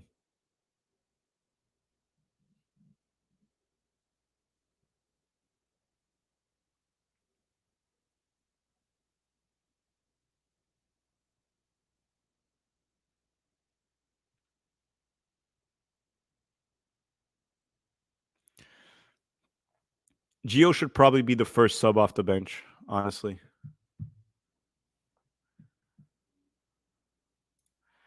These 1,000 crosses make me want to eat a Tide Pod. Yeah, don't eat a Tide Pod. I don't know, man. Greg Berhalter just really likes crosses. Maybe he's very Christian. I guess that. And look, this is not an attack on Christianity. It just seems like Berhalter is a Christian man, and I don't know. He's doing this. Maybe I don't know why he's doing this. Honestly, I'm just making things up as I go. I don't know why he loves crossing so much. There's better ways for him to spread Christianity instead of turning the national team into a freaking soccer terrorist organization. Trust me, there's a lot better ways to spread your Christianity, Greg Berhalter. You don't need to make this team into a soccer terrorist organization here. There's better ways, man. Better ways. Scally with the ball. Back to Richards. Pulisic drives inside. 3 players all over him, and he gets fouled. 33 minutes. Antonio, as a Christian, we don't claim Greg. Good. No one should claim him. No one should claim Greg. He Antonio speaks for all Christians when he says they don't claim Greg Berhalter. Victor is saying, "Tack, my clothes are off. Game looks like rec soccer." Put your clothes on. Well, if you're home, do you? Don't need to tell me that you took your clothes off. But yeah, the game doesn't look good so far. But man, props to Jamaica. Oh, Bobby Reed, what a ball! But A-Rob with a good recovery. That'll be a goal kick for the United States. Props to Jamaica, though, right? Props to Jamaica for stepping up, and they got the goal, and they're honestly holding the United States scoreless so far here in the first half. Regardless of the little bit of luck they had of the moment of lapse from the United States 30 seconds into the game, they also created a moment where Miles Robinson just completely sucked, and they were able to torch him and got a good shot on target. Matt Turner made a good save. McKennie looked frustrated. You guys see that? McKennie looked frustrated. Maybe he's frustrated at Berhalter. Well, you guys endorsed him, so go play for the man. Balogun able to protect it, loses the ball. McKennie. Tillman loses the ball. Yeah, man, Tillman ain't it, man. Oh, trying to shot from the... My goodness. Jamaica just isn't respecting us right now. Bobby Reed just tried to score from the half field. They don't give a crap of who we are. There's no respect anymore. Rightfully so, to be honest. Rightfully so. We're not really earning any respect right now. Matt Turner to Chris Richards.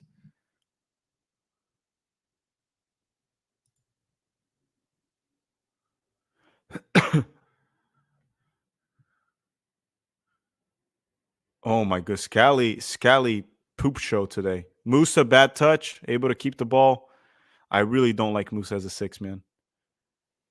Anthony Robinson, horrible pass by Jedi Robinson. Horrible pass. Horrible pass. Dude, I'm probably gonna have to take some pre-workout at halftime just to stay awake here. Just to stay awake. It's just not working. Coffee, water just ain't enough. And okay, Joe Scally, Tim Weah.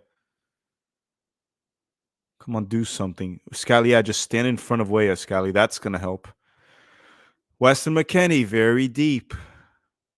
Chris Richards, A-Rob. Chris Richards once again, 36 minutes.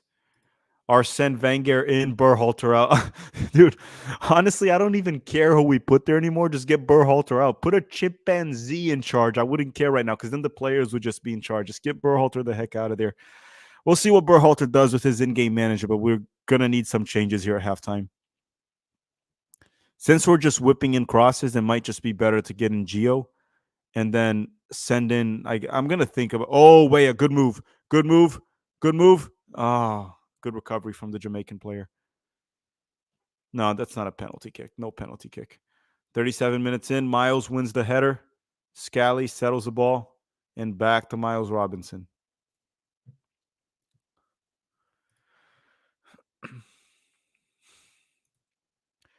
And here is some game schizo saying, "I'ma say it. I would give Marsh a shot right now. I just don't want Marsh." MTF is saying, "Tack, I'm at the stadium right now with my clothes off." Well, then you're probably going to be arrested. First of all, congratulations. You're one of the 200 people that are in the stadium right now. But now, if you don't have your clothes on, it's going to be very easy to find you because there's not a lot of people there right now. There's more people in this stream probably than in the stadium. So put your clothes on. Lamar Reynolds is saying, "This is not a stepsister stream." This is not a stepsister stream. I don't know what that means. I don't know what he's trying to say. I really don't know what he's trying to say. No, seriously, I don't know. I'm not sure if there's actually more people in that stadium than in the stream. I'm serious right now. 999 Glue is saying, Way is the only one who wants to be here. Well, yeah, I'll give him props for effort. He's doing okay. He's trying. It's also a little bit complicated when you're playing on your own. How many likes do we have in the video right now? I don't even know. Have we hit 1,000 likes yet? Have we hit 1,000 likes? If we didn't hit 1,000 likes, then it's your fault that we're not winning, not Berhalter. It's like your fault. It'll be interesting to see who Berhalter blames whenever he's asked, because it's one of those cases where he can literally just go to a press conference and say, "Hey, the blame is on me. It's mine, right? And I'll put it on whoever I want." The blame is his, so he can put on whoever he wants. Frank Castor saying, "Take out Scally, move Weah to the right back, put Tillman on the right wing, and Gio at the 10. Hey, you might be up to something right there. Cross coming. You might be up to something. I like the way you think, Frank Castler. I didn't think of it that way. But Weah definitely can play right back, and he would be an attacking right back. Scally has been shit, to say the least. I like the way you think. Not a bad one. Tillman goes to the right, can combine with Weah. Gio will be down the middle. And then eventually you maybe get Johnny in for Musa and then Pepe for Balogun, or maybe even take out Musa and just put Pepe if you need a goal. Not bad, Frank. Not bad. Better than Berhalter. 39 minutes. The United States in possession. Musa with the ball. Drives it forward. No options. No options. And another weird pass from Yunus Musa. Yunus Musa. Scally. Oh my goodness. Horrible. Yeah, gotta get Scally out. Oh, the Jamaican player just slipped. Tillman. Tillman also has been kind of stinky today. Oh boy. 40 minutes and we're down. 40 minutes and we're down.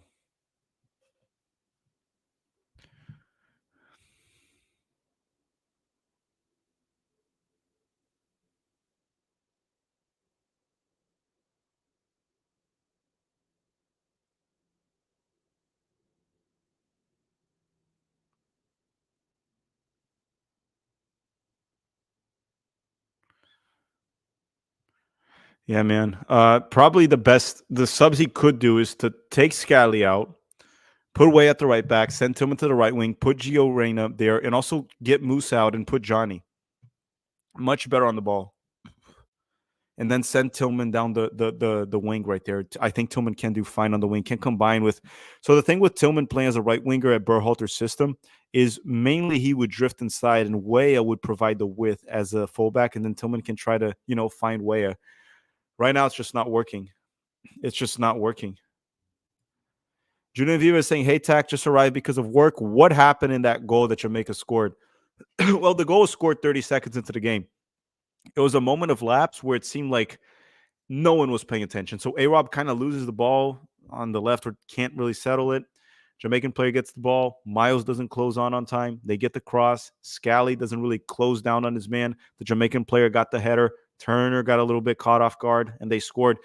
It was a series of mistakes, of just a moment of lack of attention, and just didn't start the game sharp. I think most of the blame is on Scally, but all the players I mentioned have a little bit of blame as well. I don't know. It's the team seemed to lack a little bit of sense of urgency. It just wasn't a good start, to say the least. A nightmare start. Woods is saying Greg will claim that we dominated them with much possession. Yeah, he might. I don't know if we're winning the XG battle, though. I think actually we might be losing the XG battle. Anthony's saying, F this game. I'm going to go watch X-Men 97. What the heck is X-Men 97? Is that an X-Men movie from 1997? I don't remember that. AD is living his dream scenario. Who's AD? Anthony Davis from the Lakers? Who's AD? Joe Scally. 3 minutes left here in the first half. I hope we can pull a draw still in the first half, because I am starting to get overly concerned. Christian Pulisic. Weston McKennie. Weah finds Pulisic, able to settle the ball in the box. This could be dangerous. Finds Weah to Scally. Scally, another good cross from Scally, cleared by Jamaica. At least crossing Scally has been good. Musa passes it back to Chris Richards.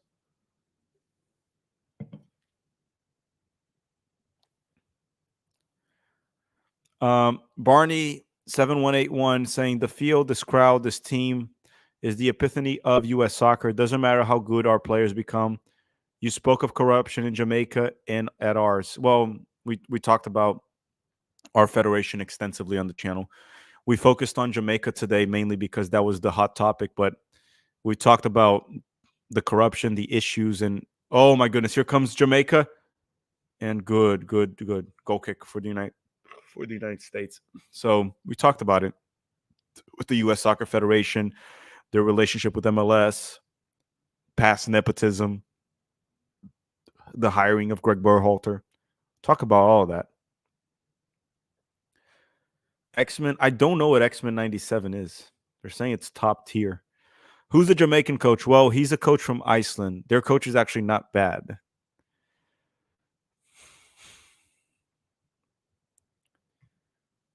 Okay, Chris Richards, Pulisic down the middle, back. Chris Richards again. We're about to hit minute 45.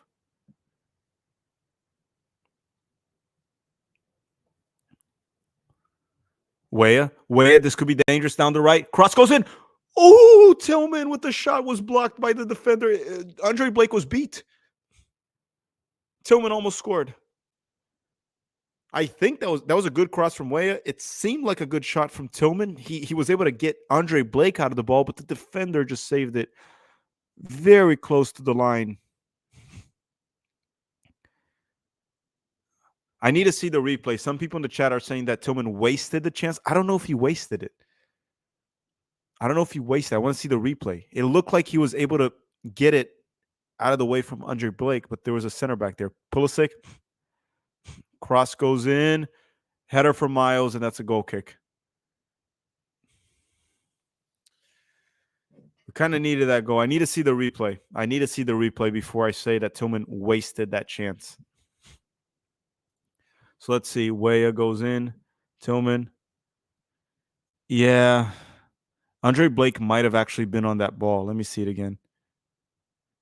Oh, yeah. Andre Blake was on it. That was a weak-ass shot from Tillman. Yep, you guys are right. He missed it. He mishit it. Poor finish from Malik Tillman. You guys are right. Yeah, I thought he did a good job, but no. Now that I saw the replay from behind, from the camera behind the goal, it wasn't good. Bobby Reed, that plays for the same team as A-Rod. Bobby Reed plays for Fulham. Gets a cross in, cleared by Chris Richards. Pulisic can't win it. Oh, Pulisic won it. And that'll be a throw-in for the United States with like 30 seconds left here in the first half. 30 seconds left. We're at 829 likes. 829. So we're close to 1,000. Close to 1,000 likes. Also, by the way, thank you everyone that joined our Patreon and YouTube membership. The Patreon link is in the description and also pinned in the chat. Thank you very much. We have a lot of good things coming up, like pickup games, good jersey giveaways, and much more if you want to join the Patreon. A-Rob. Oh, and thank you, Underdog Fantasy, for sponsoring the stream too. Here comes Pulisic, driving down the left, cuts inside, still has the ball. Back to A-Rob. A-Rob, ooh, good ball. Sneaky good ball. Pulisic cuts inside. Shoot it. Shoot it, Pulisic. Shoot it. Fucking piece of shit. Just strike the ball with some anger, man. So much talent, but geez. Strike it with some anger.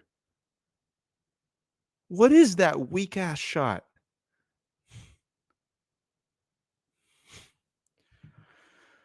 My goodness. So, end of the first half here. End of the first half. Pete should be back very soon. Definitely not going as we expected.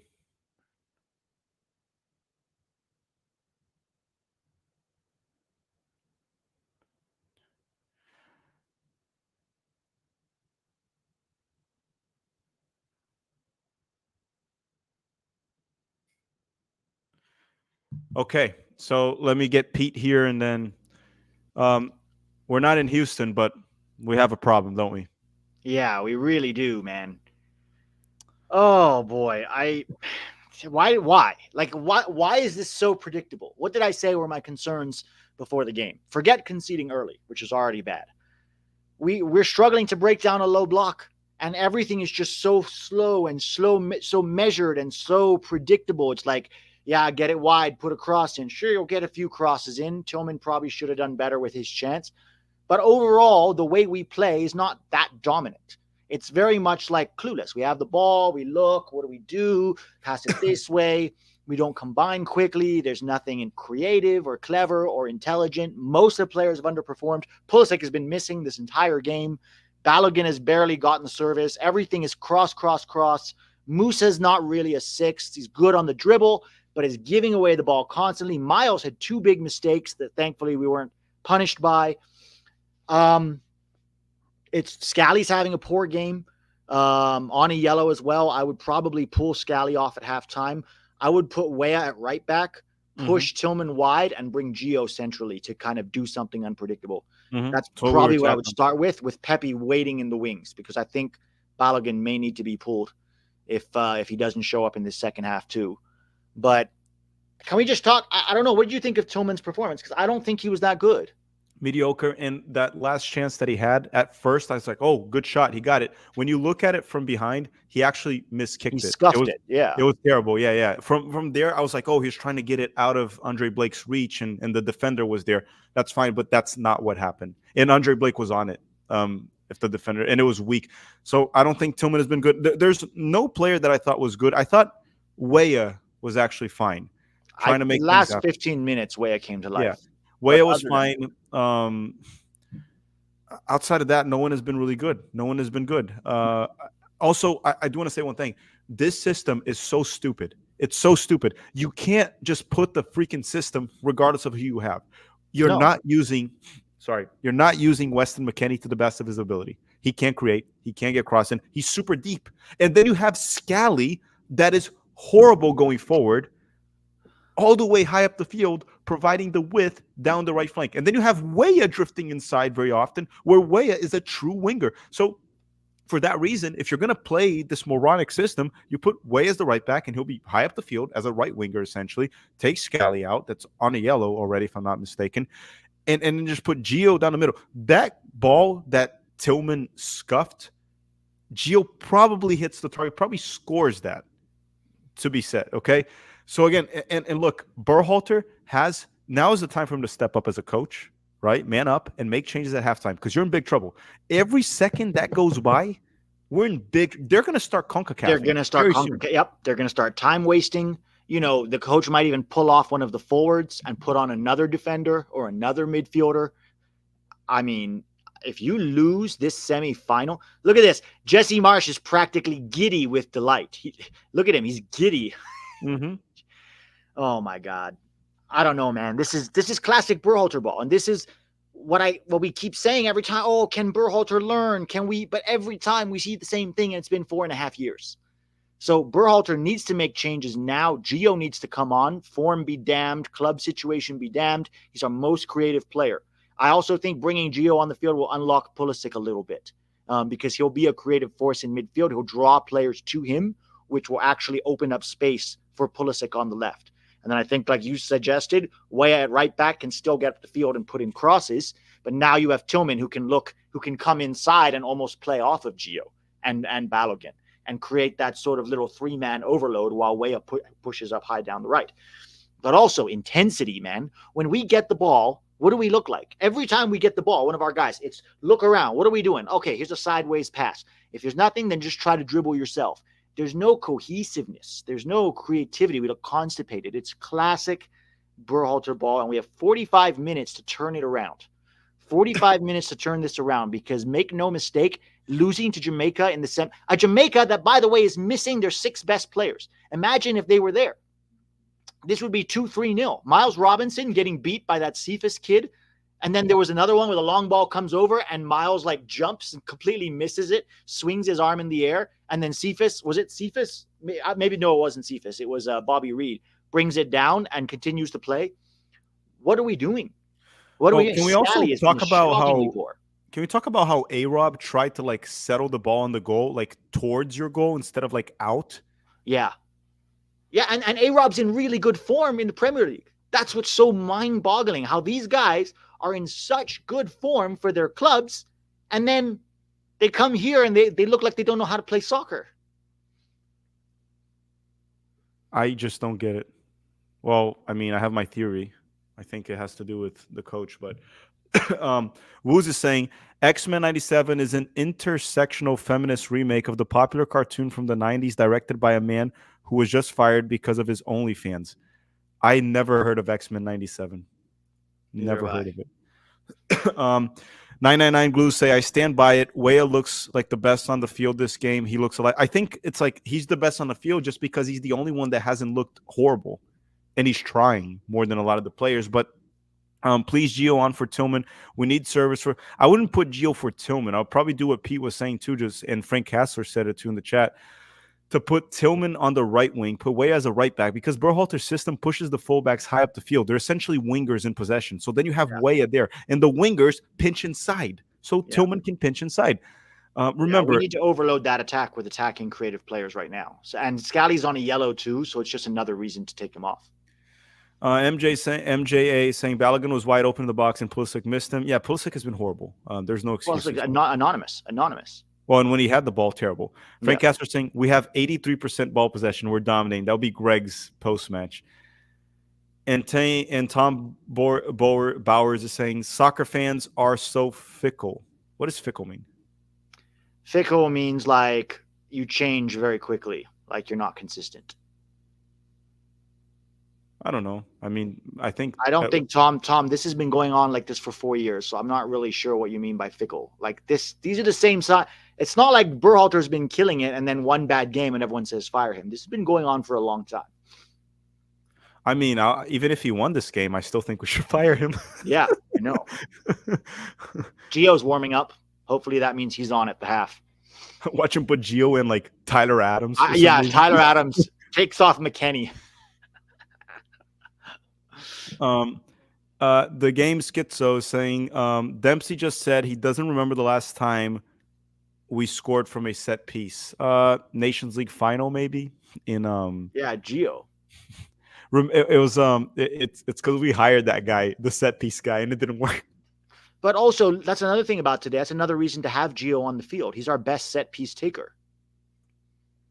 Yeah, Pulisic's not cutting it. No, the set pieces today have been awful. Yeah.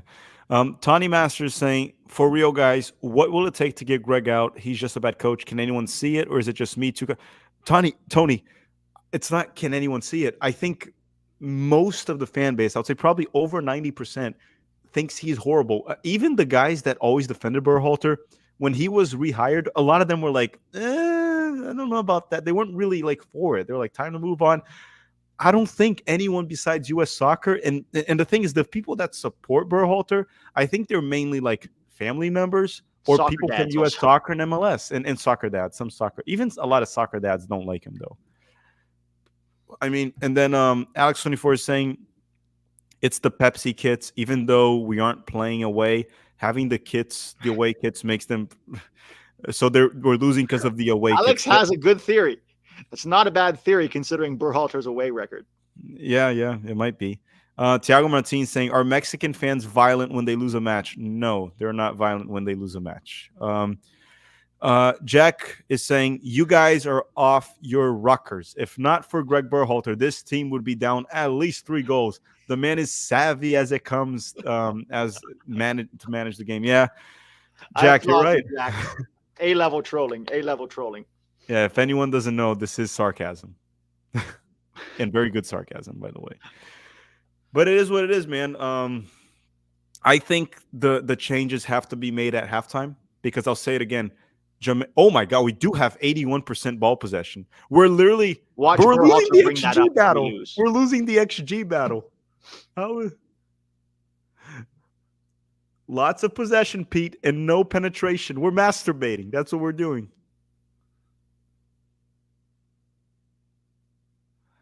Oh, goodness. Yep. We're losing the XG battle. We're losing the XG battle with 81% possession. That's hilarious. So Jesse Marsh is coming in, it looks like. Jesse Marsh is super excited. I know. That's what I'm saying. He looks giddy. He knows he's getting a job tomorrow, maybe.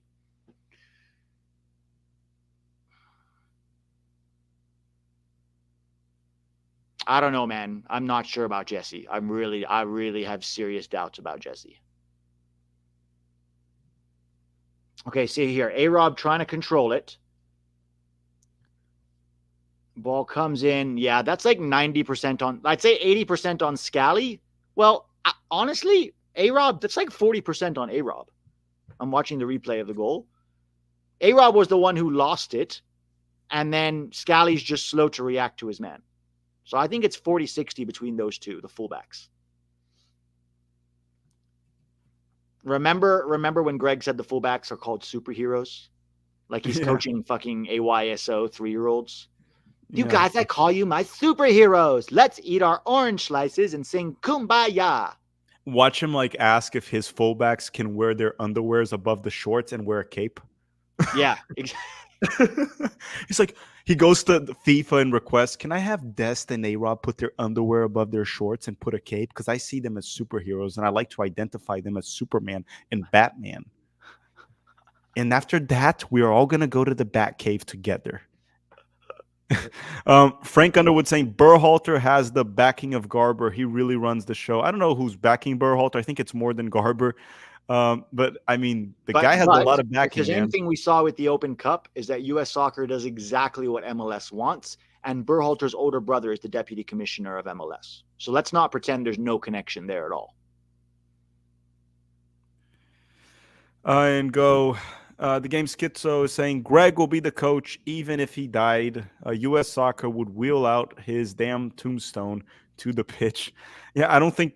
Yeah, that's the thing that we've been saying. That's why, 1, we don't want Marsh, and 2, I don't think we're gonna get Berhalter fired. So we have to hope that this team figures it out somehow.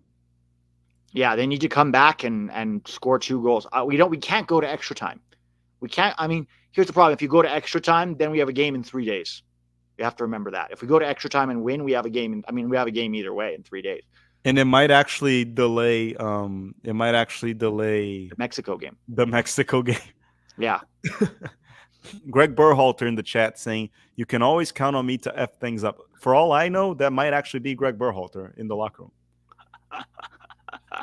999 Blues saying, y'all even keep Tillman on? He looks shocking. Can't name one good thing. Well, the thing is, if we're going to remove players that look shocking, I think we're going to remove like 10 of them. Yeah. Well, Weah wasn't shocking, in my opinion. I think Weah wasn't shocking. I thought he was for the first half an hour. But yeah, he came to life in the last 15. Yeah, maybe Musa has been terrible. People talk like even on Twitter, I put that, and some people are like Musa was our best player. He was one of No. our worst actually. He had 7 bad giveaways in that. The problem is that he does every now and then he'll do a little dribble through midfield, and people think that that's good. I mean, that is good. But if you're giving away the ball every time you pass it, every other time you pass it, at the 6 especially, which is a very dangerous position to be giving it. Monica F's comment there is hilarious. She says, Jesse's saying that Gio needs to come in after questioning why he was even on the roster. No way. And Gio's on. All right. So who's off is the question. Oh, we don't know yet, but Gio is on. We saw it right now. I think Tillman is probably off. Jesse contradicting himself. Could Jesse really be that much worse? I don't want to either. Dude, Jesse failed in Europe too. I know it was a higher level than Berhalter ever got to, but when you look at his takes as a pundit, look, would it be worse than Greg? We don't know until we actually see it. Could it be worse than Greg? It could. It could be worse than Greg. Yeah. Or about the same. Thiago Martin saying, Greg, we played really good, but we just had an unlucky goal. Well, he might. So Scally is the one that's off, dude. So Way at the right back. Haji's in. No, not Haji. What do y'all think? Oh, Manuel's asking Pulisic on the right, Way a right back, Haji on the left wing. What do y'all think? I'm okay with that too. Pulisic is playing as a right winger, but he's sending in Gio. The question is for who? If it's for Scally, Scally. Then that means Gio probably playing. That means he literally did what Frank Castle put in the chat and what we're talking about. Malik Tillman probably on the right wing. McKennie's the right back. Oh, interesting. Why not Weah? So basically it's Gio and Tillman in midfield together. Double 10. He's playing the double 10. Wow, Greg. Okay. We'll give him the benefit of the doubt. That's unusual for Greg. Yeah, trying something. Look, it might not work, but props to him for trying something different. Yeah. For once in his life. Yeah. Anjo ahead is saying, so only way we're going to be able to play some good soccer is hiring a coach with a good project. I love a coach from South America, especially from Uruguay and Argentina. Well, we could have gotten, and we just didn't really. I don't think we ever searched. That's the problem. I mean, they're going to claim we searched and we had a third-party company and all that crap, and it was a vigorous process and it was tough. But let's be honest, I don't think we really searched for someone else. Because if you do a very deep dive into searching and you come up with Berhalter at the end, something's wrong. Unless we were searching like NCAA coaches, and no disrespect to NCAA coaches, just like the qualifications are lower. Greg makes me not want to watch our team. I mean, I've heard that from more than one person. Mr. United saying Jamaica win in 90 minutes. We'll see. Second half just started, literally 1 minute in. Tillman gets pushed. Tillman. Rodder's Titan is saying, I wouldn't mind losing this game if it means sacking Greg. By the way, FL3. Again, guys, 1, can't really root against the U.S. 2, I don't think he's getting fired, so I'd rather us win. He will only get fired if he loses the locker room, which will be freaking hilarious after all those freaking propagandists kept saying that everyone loves him. Reyna tries a terrible cross from Gio, and A-Rob can't really reach it. Gallardo999 is saying, even if we fire Greg, do you really think the Federation will make a good hire? No, we don't think that. That's what me and P were saying. Even if we fire Greg, they're going to hire Jesse Marsh, guys. Make no mistake. Why do you think Jesse has a smile on his face? They probably he's creaming his pants right now. No, we don't think. Reyna I've never seen a pundit look so happy at halftime when we were playing that bad as I saw Jesse Marsh just now. Ghost Card 21 saying, seriously though, Tack, what formation and subs should come in? Well, ideally it would be like somewhat of a system that we showed earlier in the stream, like before the stream actually started. We talked about this. In regards to the subs, I mean, I don't honestly, the sub that Greg did, I don't hate it, what he did. No, I don't hate the sub. It's a good adjustment. Yeah, but we need to make sure the tempo needs to be higher. This is my concern early on right now. The tempo still looks very slow, and that's exactly what Jamaica wants. You play at this tempo, it's easy for them to shift that block around to follow the ball. Who at Nike does not care about U.S. kits ever? I think Nike as a whole doesn't care about it. Well, they don't care about the U.S., but they make some nice ones in Europe. Yeah. I think Nike just has a personal issue with the United States, actually, where they're from. But here, the score is back on screen, everyone. And if you kindly could hit the like button, let me know. And then, not let me know, just hit the like button. Gio Reyna with the ball back in the middle to Chris Richards. Musa. A-Rod. We moved the ball very slow. Yes, I'm saying tempo is still too slow for me. You're not going to break Jamaica down at this tempo. Pulisic. It's too easy for them to move. Miles Robinson with the ball. Musa. The problem also is Musa can't really pick a pass through the middle, right? Doesn't even try it. He'll just go wide, which at least he's not missing. Gio, set up Tillman. Oh, Tillman. Oh my God. Why didn't he stretch it? Bro, Gio set him up there. Oh my God, what's a beautiful pass from Gio. Oh man, I don't know if that's on Tillman, to be honest. Yeah, I don't know if he could have reached it. I don't know if he could have reached that. I think it's a good run and good vision right there. Yeah, I'm going to take that back. That's not on Tillman. It was a good pass by Gio. But you see what Gio's capable of? Like the That's what I'm saying. He's been on the field for 2 minutes. Like that's what we talk about: the flair, the vision, just the IQ to play the game. Which is, and if Gio keeps playing like this and he keeps trying these balls, he'll probably find Balogun at some point. Yeah. But we need to up the tempo. It's still too slow. Jamaica's pushing their high line up to compress the midfield. Yeah, they're playing more of a mid block.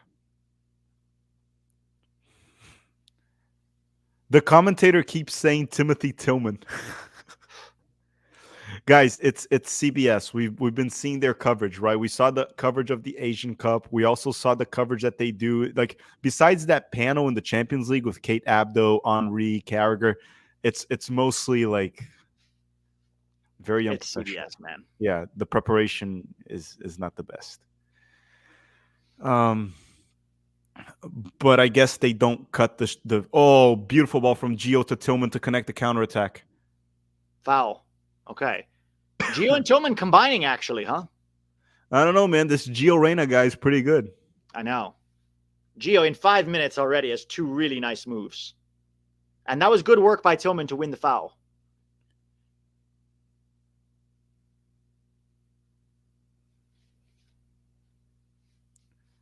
Do people like there's a thing called the eye test in soccer? Do people just don't see the technical difference between him and other players?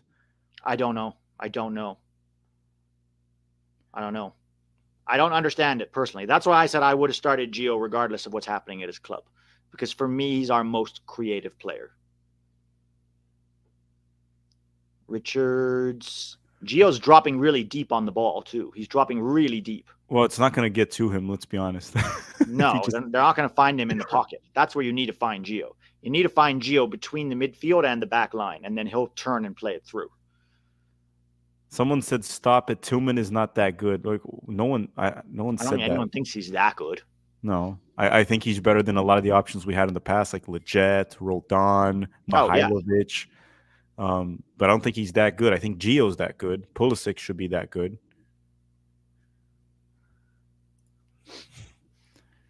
But that's the thing too with Gio Reyna. If you need to break a low block, you need players that can pick those passes, that can actually create.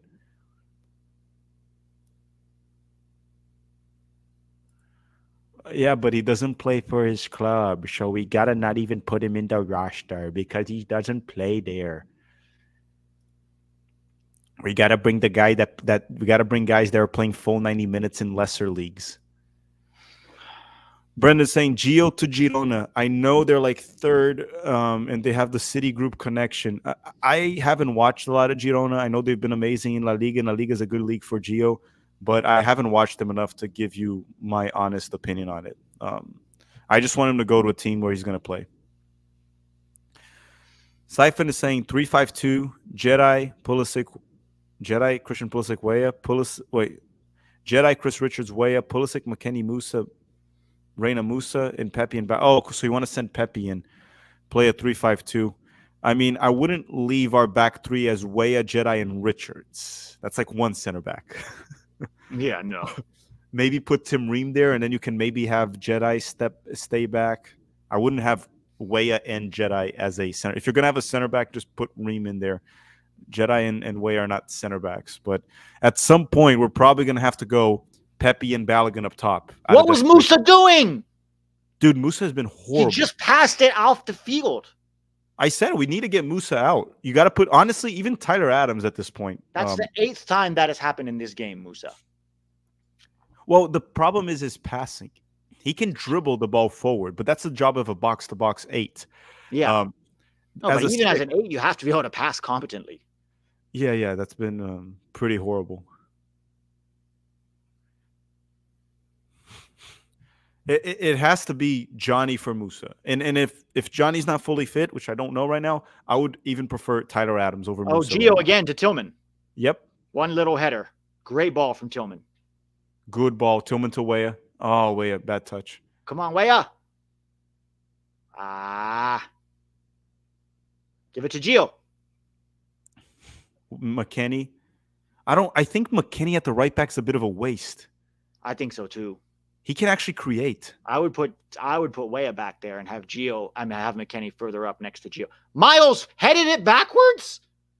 Isn't that what he's good at, heading? Oh my God. Miles, please. Don't worry, Chris Fitcher's cleaned it up. Oh, that's a soft call. That's a soft call. I don't know, man. I'm still not loving this tempo, to be honest. They're saying, is Musa fasting? I don't know if he's fasting, but if he is and he's not, I mean, I guess like full of energy to play, then Greg should sub him if that's the case. Your performance on the field is all that matters. If you're not playing well, you get subbed, whether you're fasting or not. I don't know if he's fasting, but if that's the case, then you sub him out and put someone that can actually play. Like, understand this. The fact that he's fasting makes us at least understand why he might be struggling on the field, but that means he should probably not be on the field. That's the point. Yeah.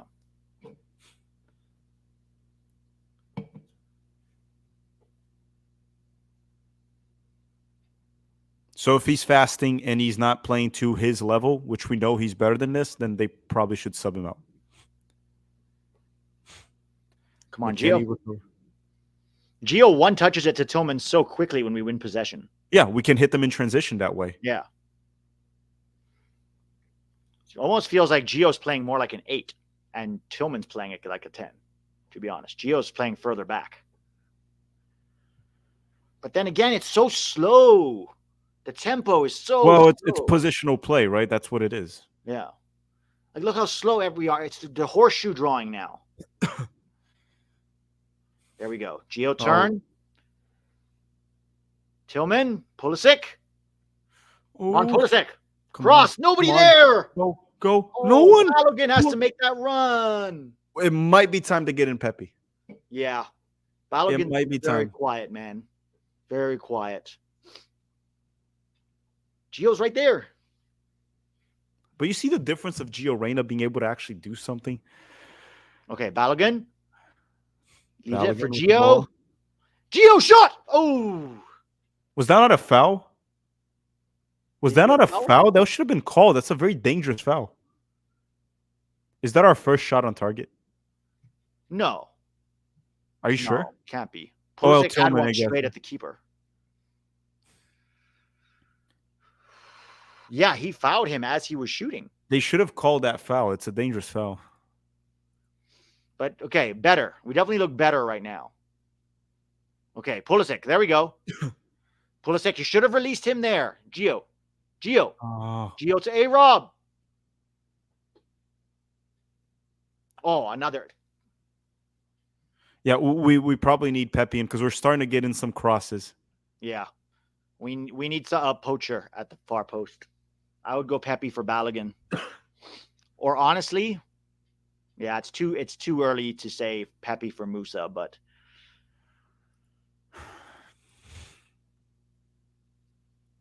Hey, Rob. We're definitely looking a bit better now. Yeah, we're looking dangerous. Oh my God. We almost gave where's it straight Balogun? Where are you, Balogun? We need Pepe. We're chugging in too many crosses. That's where Pepe comes in. That's when you send him in. Gio's one-touch passing, man. It's making this go quicker. He just back-heeled it to Pulisic. But even Pulisic looks better. Yeah, that's what I'm saying. When you bring Gio on, it also unlocks Pulisic because it creates more space. Good cross! Oh, my God. Oh, blocked. It's amazing how much better we look with Gio on the field. Goodness. I'm actually starting to get a little bit apprehensive here. Apprehensive about the result? The result, yeah. I mean, Yeah. we're looking better. We look like we're starting to build some tempo now, but this needs to result. But I don't want extra time, man. We need to get a goal before the 70th so we can still pull a win. If we get, otherwise, it's also the pressure is going to start building up more and more here. And then Jamaica hasn't started CONCACAFing yet. I'm a little bit worried about that. No, not yet. Why is Pulisic still taking corners when Gio's on the field? I don't know, man. Captain Pulisic does whatever he wants for his team. Oh my God, Gio just found Balogun again. Uh-huh. Bro, how is this ever? Oh, This Balogun, terrible touch. Again, I'm saying it's time to put Pepe in. Tyler Adams is coming on. Why? Yeah, he called Tyler. What for? What's Tyler gonna do? And who's he gonna come on for? I mean, if the has only to be thing Musa, right? Because it has to. If it's not Musa, it'll drive me crazy here. So Tyler instead of Johnny, even though Tyler's played how many minutes in the last year? 12? 20, I think. Something like that. Balogun. Oh, McKenny.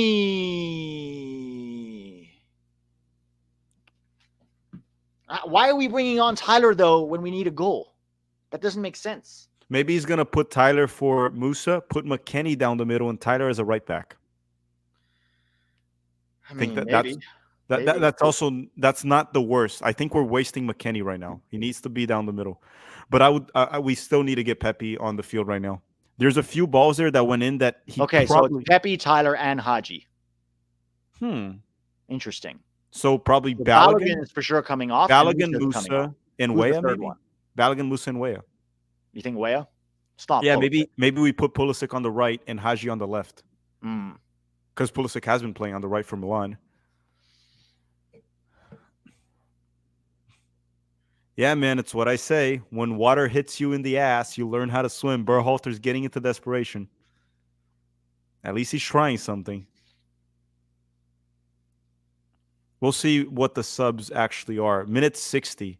It's also very unusual of Greg to make early subs. I know, but his ass is really on the line now.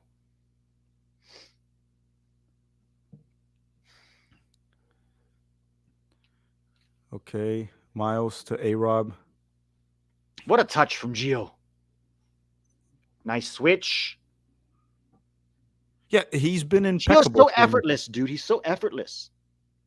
McKenny on the right back, man. Such a waste for now. We have a Juventus midfielder. Oh, Balogun. What was that? It wasn't Balogun. That was Musa. Oh, that was Musa again. Yeah, Musa sucks all game, man. Oh, man. This has been really poor from Musa. Yeah, he needs to come out. He has to be one of the guys on these subs. He's probably the one for Tyler. Has to be.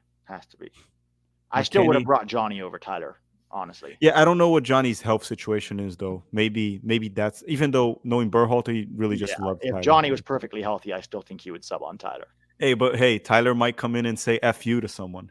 I know. Tillman? Oh, Tillman! I mean, Tillman, to be fair, he usually does. Oh, my goodness. Oh, my goodness. What was that?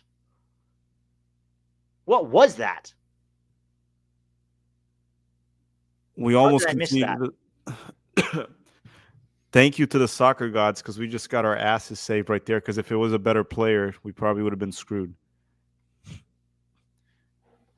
Hey, Rob got fouled. Are they going to show us the replay or not? Sub. So it's number 21. So 21 is Weah. So Balogun 20. And 6. It's Weah, Musa, and Balogun off. I think this is good, actually. I think Haji deserves a shot, and definitely Pepe. Weah was pissed at the sub. Well, he did high-five Greg, but he didn't seem happy. Well, that's fine. So I think Haji might play on the left. Pulisic on the right. Yeah, Pulisic went to the right. Pulisic moved right. Haji's on the left now. Tyler's as a defense center mid. So McKenny stays on the right. Dude, honestly, I don't like that Tyler was on the, but I think Tyler will probably play better than Musa was playing. He's more ball secure. He plays it safer. Hopefully. Yeah. I mean, if he doesn't, then that's on Greg, because he's also putting Tyler in a pretty shitty situation, because the guy hasn't barely played in a year.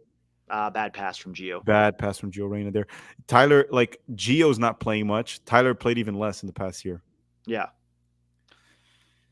Oh boy. Oh, Richards. That's a big foul on Richards. That's a foul. What the heck, man? Give him a yellow. Climbed all over him. That should be a yellow card. Scally got a yellow for much less. Vegas is saying, does USSF brass really care about results? They're making so much money from Mexico, Gold Cup, Nations League, Copa American, World Cup. No urgency to be the best. They make so much money regardless. It's hard for me to answer to you. I think the moment you hire Greg Berhalter, you're kind of telling me that you don't care. So yeah, you might have a point there. Don't be greedy. Brimscard saying you put one of your best aerial threats on the wing. Well, not even wing. He's like a right back right now. Weston. Oh, Gio just played in Haji. Oh, go Haji. No. Go Haji. Oh, left-footed shot out of bounds. That's one touch. That's a turn and touch from Gio to play in Haji, and he tries to shoot it. Oh, how is there any doubt that we're better with Gio on the field, regardless of his club situation? People really were saying that Tillman was better than Gio Reyna. So absurd to me. So absurd to me.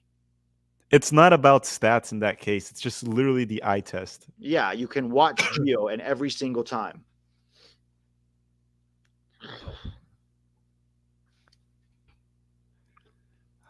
My goodness, man. Yeah, and about USSF caring about results, yeah, you have a point. Like the moment you have Berhalter, that's your ambition. You hire Berhalter as your coach.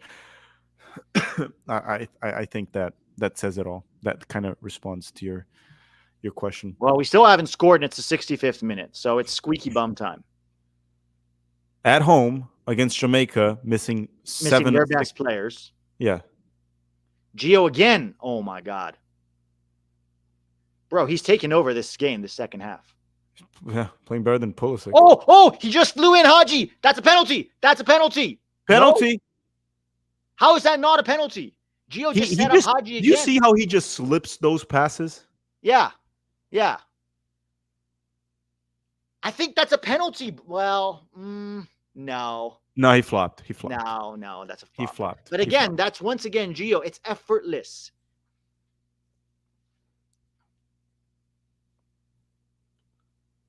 Oh my God, Tillman giving it away. Oh my God, Tillman. Dude, Tillman is not good. Oh shit! Oh, Jamaica misses it. Oh my goodness. Oh, he was offside anyway. Thank fuck.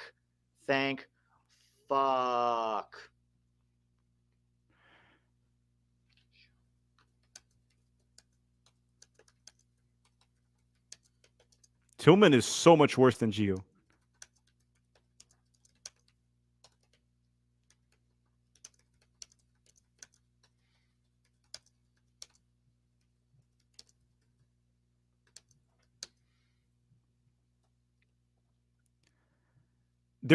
Honestly, I know this is one game, but based on multiple evidences that we've had in the past, and this game just like reinforces it, the gap is actually quite big between Reyna and Tillman. I'm telling you, and this is Reyna not playing, out of form, in a bad club situation. And Tillman in good form. Yeah. I can't believe there were actual people that were saying. This is why I held my ground on this. I said Gio should have started this game, and this is why. But let's make no mistake, we still need a goal here. Dude, the clock is ticking, and I want to say thank you to Jamaica for not CONCACAFing so far. They're just playing. Yeah, they're actually not. They're just playing the game. So thank you very much.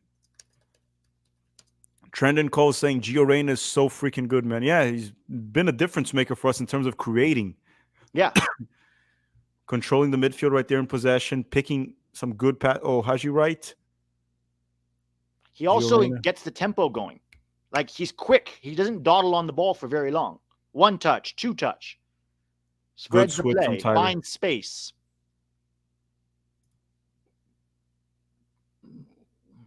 Come on, Gio. What? Free kick. Oh, that's a frontal kick. Let Gio Pulisic get out of it. Pulisic needs to get the heck away from it. This is Gio range, dude. This is a Gio Reyna. It's also frontal. It's perfect. Yeah, it's very central. He can curl these in. He did it against Ghana. Well, to be fair, Ghana was a lot. It was actually in the box. Dude. Just give it to Gio. Okay. Okay, free kick here for the United States. Jose Reyes is saying it's amazing what a player can do when they're capable of having vision and one-touch passes. Greg still sucks. It's Well, yeah. Tillman and Pulisic over the free kick. Dude, it's also minute 69. It's usually like a good luck charm for us. Nice. We hit minute 69. Nice. Tillman and Pulisic. I'm surprised Gio's not involved. He scored the last like direct free kick I can remember outside of like that Brendan Aronson like that deflected. Yeah. Oh, we're going to score at minute 69. I hope we do. Come on. It's Malik. Malik's going to take it. Come on, Malik. Does he take free kicks for PSV? No.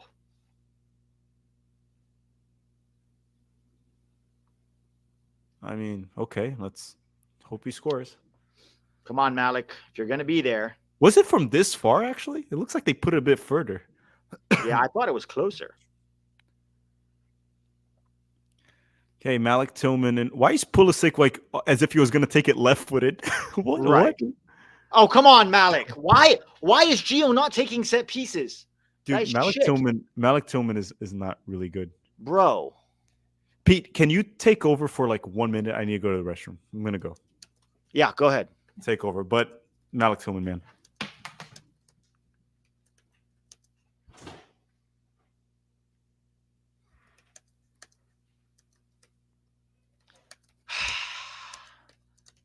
I'm tweeting furiously. Guys, why?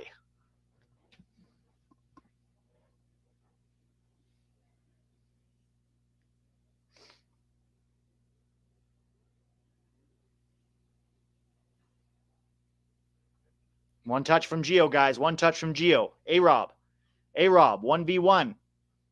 He's got Gio with him. Tries to beat his man. Can he dig out a cross? Terrible from A-Rob. Terrible. Tyler Adams. Okay, I'm back. All right, back. We're on Pulisic on the right.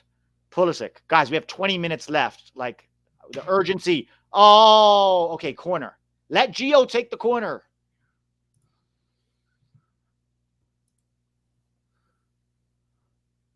Can we please let Gio take the corner? Is he taking it? I think so. Yeah, this one on this side he is because Pulisic's not there. Come on, Gio. Not a bad corner. Not great, but not terrible. No. Okay, McKennie, just throw it into the box. Come on, guys. We have 19 minutes. Why are we...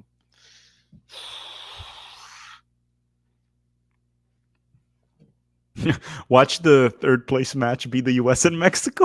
Oh, my God. Bro. Yep. Again, Gio, Haji. Oh, Haji gives it away. Oh, my God.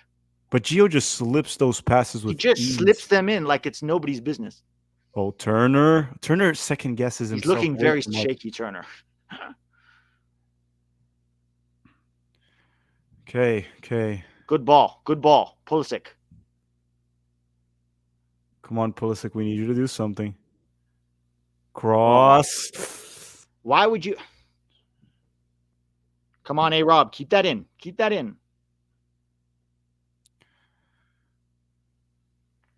You had Gio with you, A-Rob. Andrew's saying it feels like Greg is trying to prove a point by giving Gio a smaller role. What a moron. It might have been. Who knows? I just think that the gap between Gio and Tillman is so high that you probably should have just started. If Gio can only play 45 minutes, you still start him and you sub him out at halftime. So it gives you a better advantage earlier in the game rather than later under pressure. Who knows what Berhalter was thinking.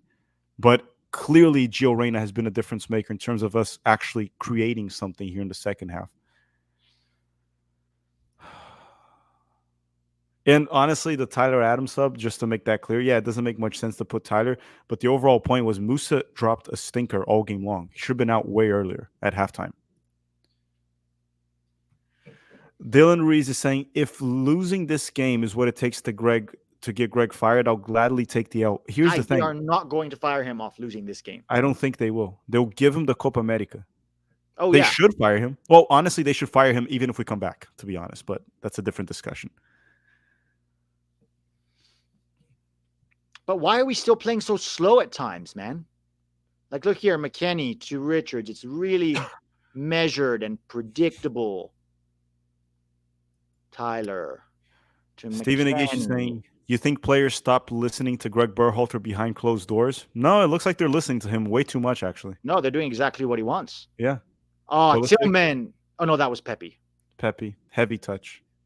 Heavy pass, actually. They're definitely listening to Berhalter. Maybe a bit too much. But holy crap, man. Now we got, what, 15 minutes left? We have 15 minutes, and I don't see any urgency. I don't see the urgency from the players right now. Like, it almost looks like they're okay with losing this game sometimes. That's why Jamaica is not even CONCACAFing a lot, because they're like, well, the U.S. is also not rushing things, so.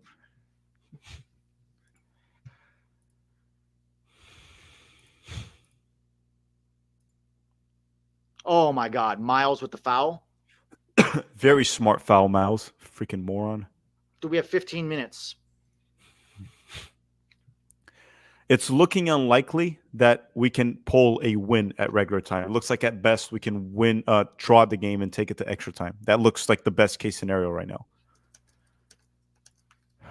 Oh, wait. Aronson is on for Tillman. All right. Let's Honestly, I'll see take it at this point. I'll take it. Yeah. At least Aronson will fucking run.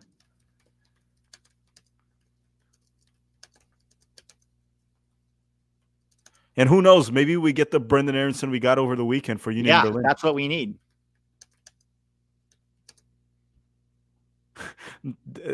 We don't know if Aronson is worse than Tillman, because Aronson also performed in a crap league. Yeah. I mean, the Eredivisie bet is definitely better than the Austrian league, but I think Aronson would have been fine on the Eredivisie. Paxton is like doing okay for a shit team, but he's there, and Aronson is probably better. Jamaica scores again. Wait, what? No. I'm saying if they score again. Oh, okay, dude. Oh, Jesus. I was, because if they scored again, I was just gonna end the stream right now. I was like, game's over. Oh my God. We need angry Brendan.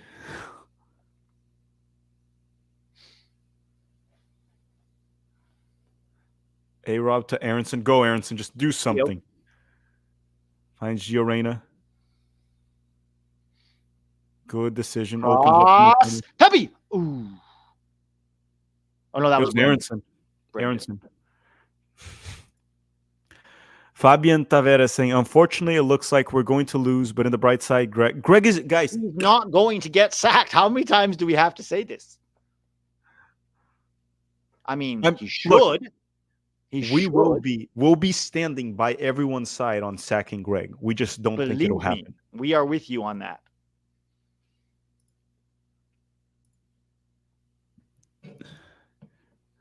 My goodness.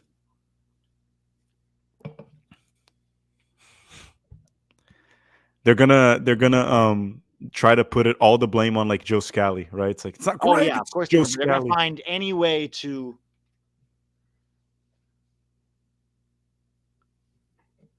And this is also to absolve Greg of this. This is also literally Jamaica's B team. I know. This is Jamaica's B team. Even if we win this is a disgraceful performance. Disgraceful. At home. At home.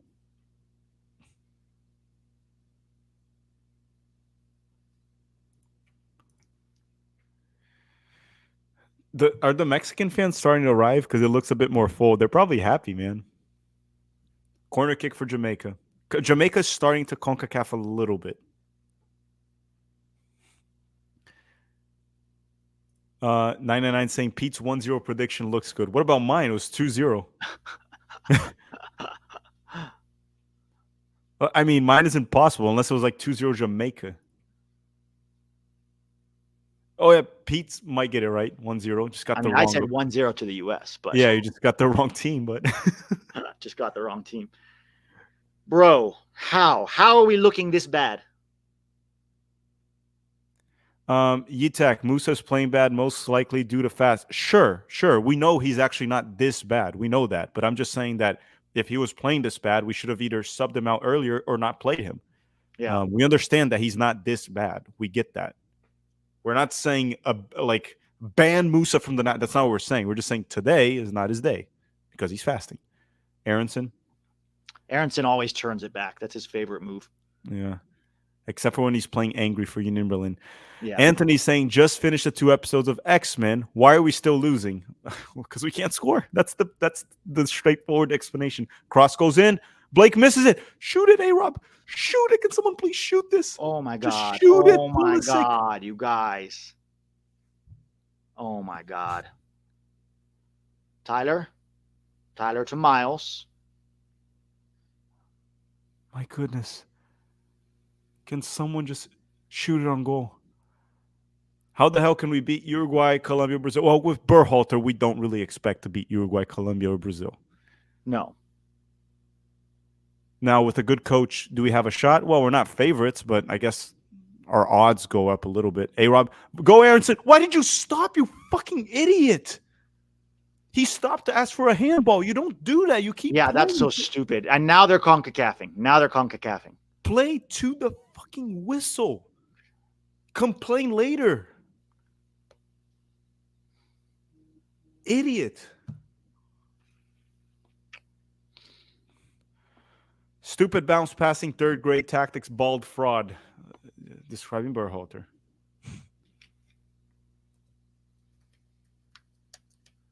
Pulisic wanted a penalty. He was squeezed there, but they're never going to call that. I'm sorry. They're never going to call that.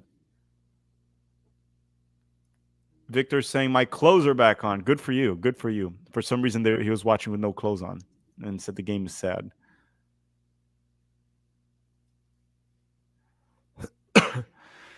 Turner, long throw to McKennie. Boy, oh boy.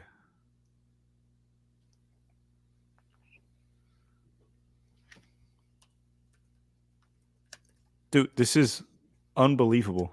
I can't believe we have not scored in 80 minutes of football.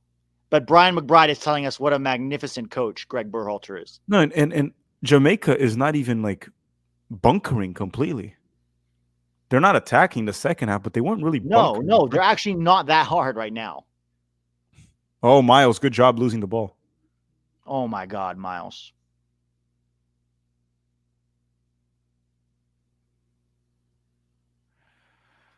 Oh my goodness, man. This was literally supposed to be an easy win. This is what I said at the beginning. With Berhalter, you just never know. Never. I mean, look, it's not all on Berhalter. The players today have been mostly shit. But why? Why do these players come and play like shit for the U.S. when they're playing so well for their clubs? A-Rob is having like a career year, and he's been nothing today. Pulisic has been awful today. At a level much higher than this game. Yeah, at a level much higher than this. We just Michael's look so asking, tepid, so tame. Brendan. Michael's asking, will there be a friendly or something if we lose? There's a third place match. Third place playoff. If we're there, we're going to do a stream for it. But, I mean, how much do we actually care? Juan saying, bring JD for the post-game analysis. That's on Pete. I'm guys, the post-game is always going to be the two of us. That's the format that we prefer. The guys' podcast said, guys, we're losing this game. We know. Oh, my God. And it doesn't seem like there's any urgency, you know? No. It doesn't seem like the guys even care that we're losing. And Greg doesn't seem to care either. The team is like anemic right now. Oh, come on, Gio.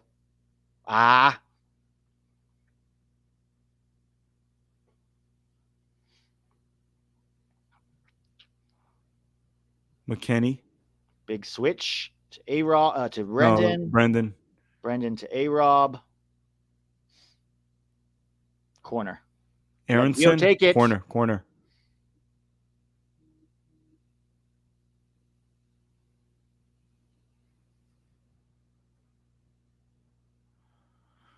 Boy, oh boy.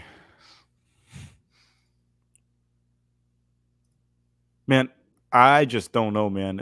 If it keeps going like this, if this doesn't get Berhalter fired, nothing's going to get him fired. I know.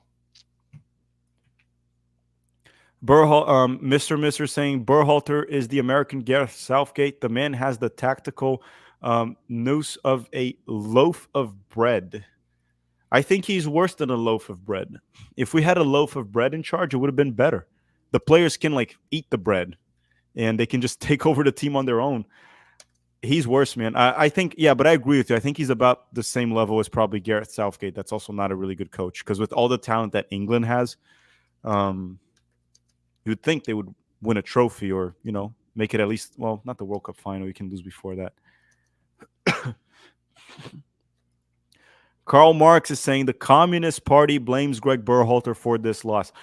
Berhalter might be uniting everyone: communist, socialist, capitalist, anarchist, fascist, everyone. He's unifying. Everyone's getting together now for a common good here of just getting rid of Greg Berhalter. No one is for Berhalter right now besides U.S. Soccer. Bring in the RB Salzburg Gegenpress, Jesse Marsh. No, From guys. Juan Montelongo. Marsh is like throwing a party after this game. Salivating, yeah. Just got a job. Tyler Reyna delivers, cleared. Dude, it's gonna have to be like a lucky goal or something because I'm just not seeing it. I know. This is so bad. Even if we win, this is still so bad. Did you see Tyler trying to push Bobby Reed? Yeah. He just tried to do it. Like, well, if we lose, at least I can get fuck you points. Yeah. Roth Cop Torres 13, whatever. Third place game should be nothing but fans chanting, Greg, you suck. It's not going to be called the third place game. It's going to be the third place game. That's what we're going to call it. Brendan is saying ball goes in, cleared by Jamaica. Brendan is saying, I feel like Jamaica is doing us a favor. This will expose the USSF. If they don't fire him after this, we'd be better with a loaf of bread. We would be better with a loaf of bread, but what else? What more? Like, they have to get exposed more?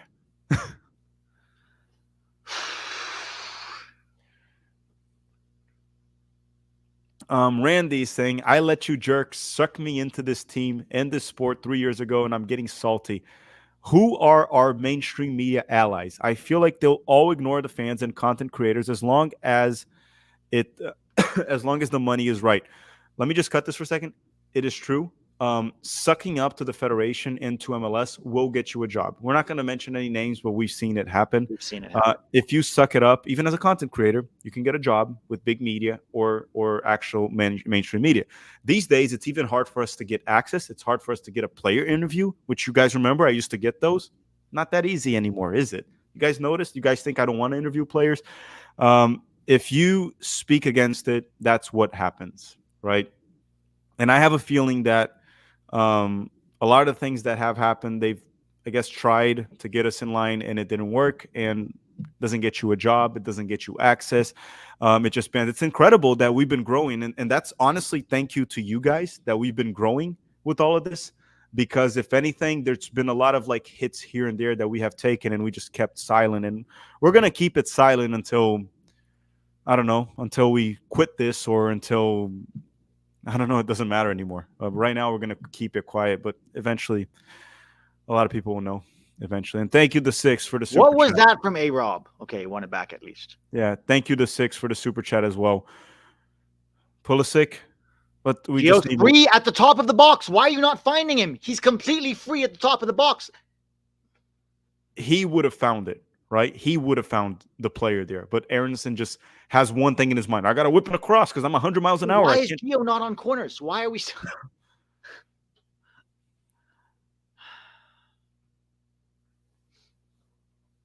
Pulisic delivers. That's finally a good corner, but cleared. Gio shoots. Oh, it's Gio. Horrible shot. That was not good. You got to at least hit the target there.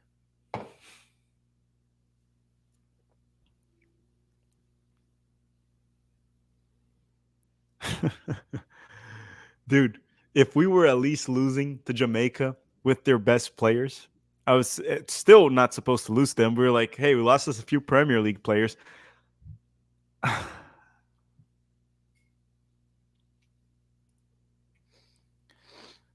When the whole team is bad, it's on the coach. Yeah, but it's been like this the whole every time, right? With Greg.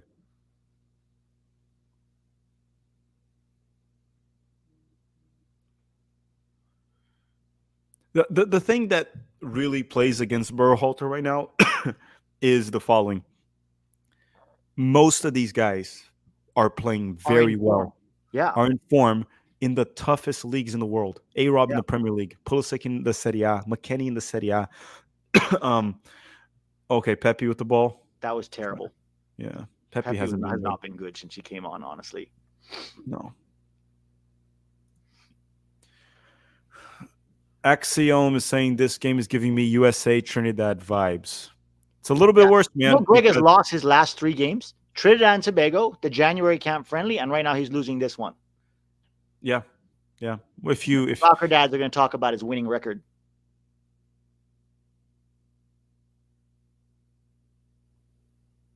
hey, and there was no Des red card to blame this time. I know. Well, they're going to blame Scally for sure. Oh yeah, it's all on Scally. All on Scally. Des has not Des. Mainstream media is going to blame Scally. Yeah, and Des and also Berhalter pushing him high up the field. 89 minutes. Aronson cuts inside. That's all he can do. Cut inside and cross. Chris Richards became like a center forward now. My God.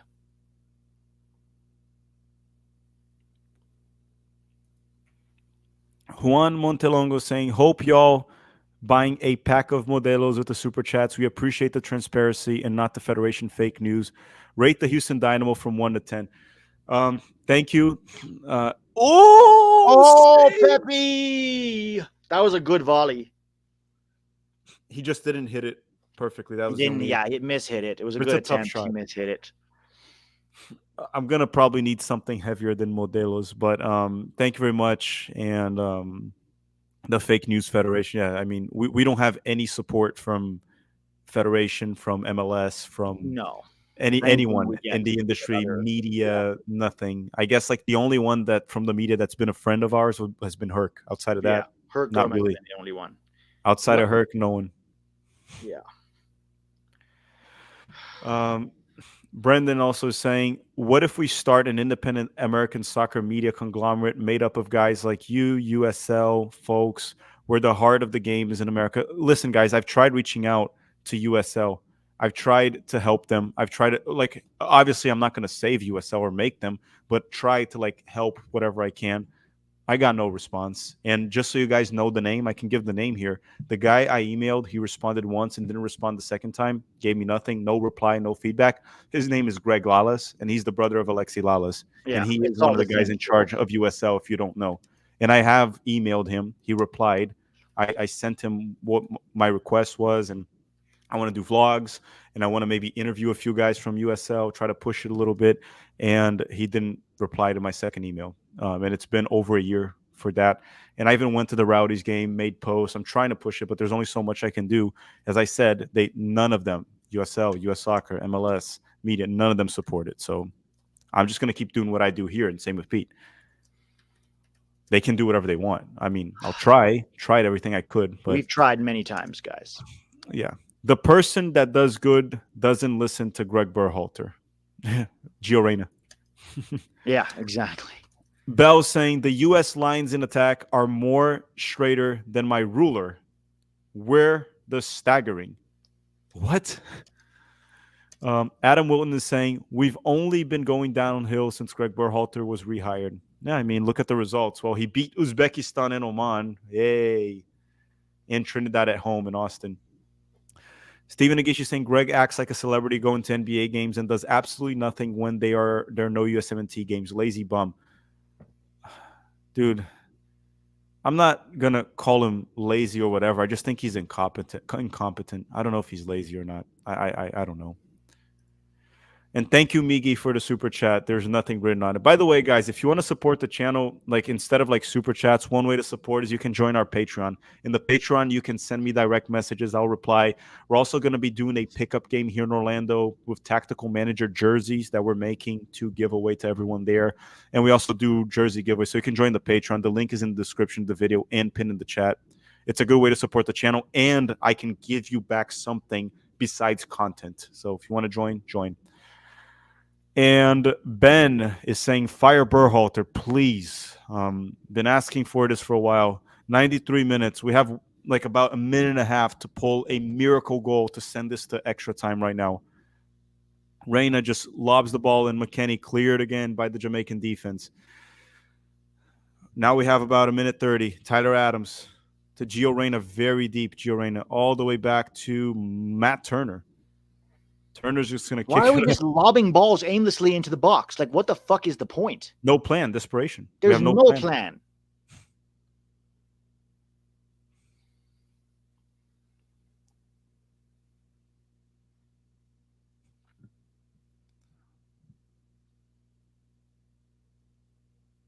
Adams launches it.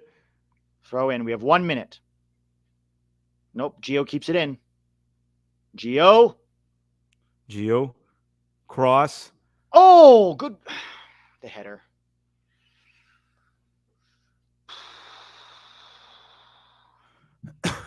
Quickly.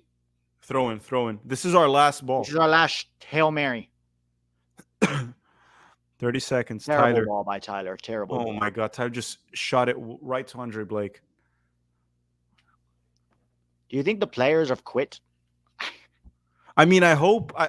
They're honestly getting what they deserve, though. Because they've endorsed this, and they were quiet when Berhalter was away, and then they wanted him back, or at least being quiet about it is wanting him back, right? Whether you want it or not, that's what it is. Yeah. Pepe in the middle. This might be the last chance here. Gio to Reyna, right. good ball. Cross it right. Go, Haji. Oh, too far. The cutback should have been closer. That's the last play. Turner going to the box. That's the last play of the game. This is a corner. This is it. Turner should come up. This is the last play of the game.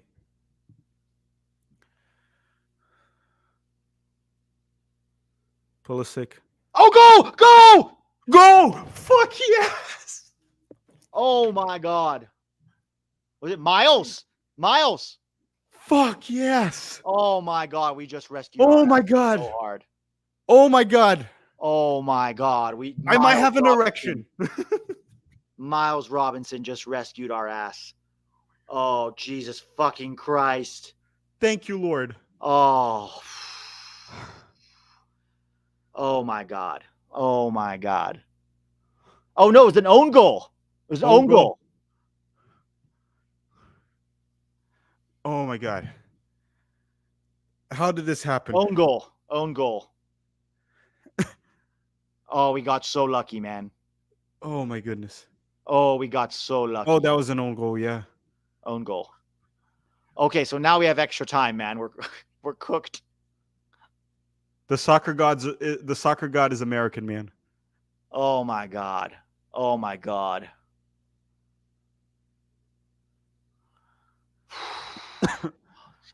Oh, the soccer gods. Jeez, man. We live. 30 more minutes. Oh my God. Let me breathe for a second. We'll go through the super chats here. Just give me a second here. Oh my God. What just happened? Oh my God. That was some last minute shit. There's hope. Okay, now we have half an hour to get the winner or go to penalties. Okay. Still fire Greg. And then Jeff Carey saying, screw U.S. Soccer and Greg Berhalter. Yes. Thank you, Jeff. Hopefully you have clothes on, Jeff. Okay? Hopefully. Because he was debating not having clothes on during the stream. Matt Poliquin said, Greg had an 89.5, he needed 95 minutes to score one goal in Jamaica. 95 minutes. An own goal by Corey Burke from MLS. MLS helping the U.S. men's national team. Right. Jamaica winning with a coach they found day drinking on the beach. Well, you see, their coach makes them the whole better than the sum of its parts, while our coach does the reverse.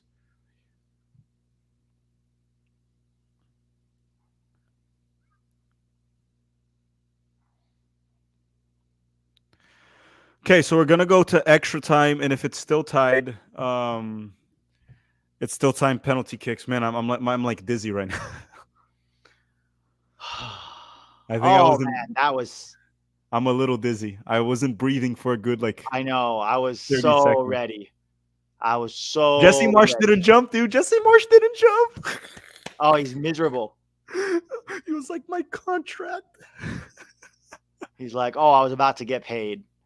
Brandon was saying maybe the players are sabotaging on purpose. No, they're not doing that, but they're just dropping stinkers with Berhalter. Fabian saying, are you serious? 305 writer, how has Greg Berhalter not lost the locker room so far? I just think he's like really nice and kind to the players. That's the thing. And he gives them like he has the leaders of the group on the palm of his hands, and that's how he keeps it under control. So for in that sense, props to him. He's smart with that. Yeah. Joey said, of course it's an own goal. Greg is so lucky. Well, sometimes it's better to be lucky than good.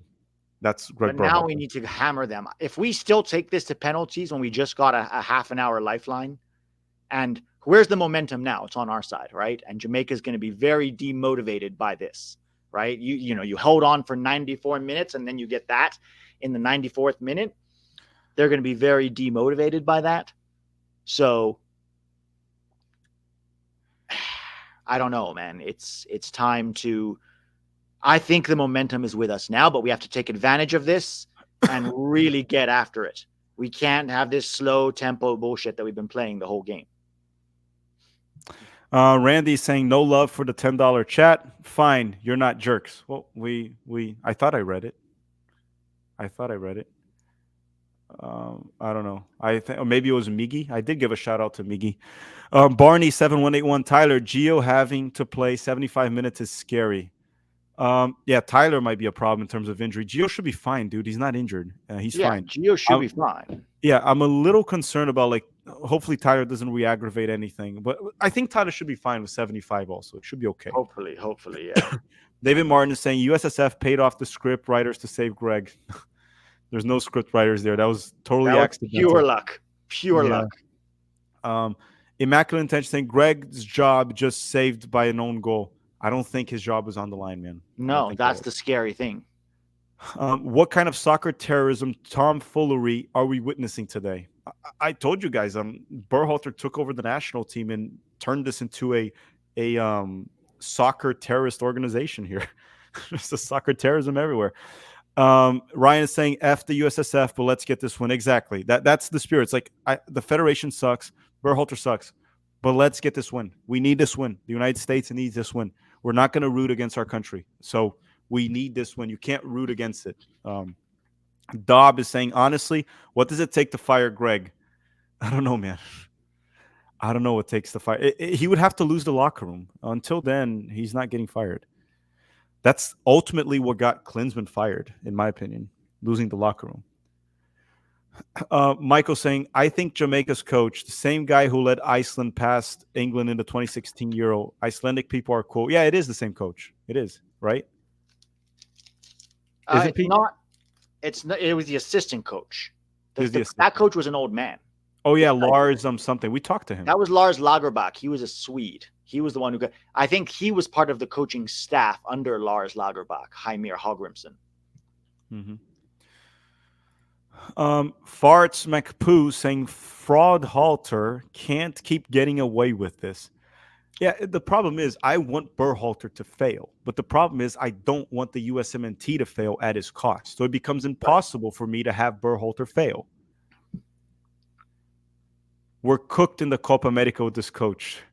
Yeah, I think we'll get out of our group, but we're probably losing in the quarterfinals with this coach, the Guys podcast. Thank you for the super chat, everyone. Once again, as I said, if you want to support the channel better than super chats, join the Patreon because then I can give back stuff to you guys besides the content. The content is free. And it just started. So if you want, join the Patreon. The link is in the description of the video. Immaculate Intention saying this team is too talented to drop 2 in extra time. I mean, we could. Also, we don't know if Jamaica's going to gas out. A lot of our players came in the second half, a lot of our good players. So, yes, it could happen. But Jamaica's going to try to take this to penalty kicks for sure. Yeah.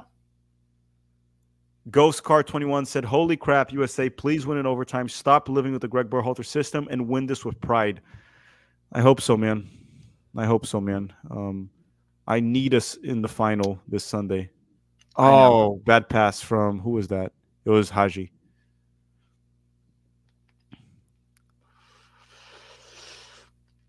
I like how the commentators were trying to really give Miles some credit for the goal, where it's like he didn't really do anything. No, I mean he won the flick on. Good for him, but the goal was not like he did that on purpose. He won the flick on. He flicked it backwards, and then I mean, good for him for winning that in the air. It doesn't change my opinion about Miles at all. Tron Carter saying Greg only getting fired if he has another scandal. Maybe he got a scandal and he still managed to come back. Yeah, he might have another scandal, and they won't care. Yeah, this guy, like, it doesn't matter what you do to Greg Berhalter. You try to take him down, he fucking pulls the Dragon Balls out of his ass and just makes a wish, and he's back every single time. Yeah. Can't get rid of him. That's why I call him USMNT herpes. Can't get rid of Greg Berhalter.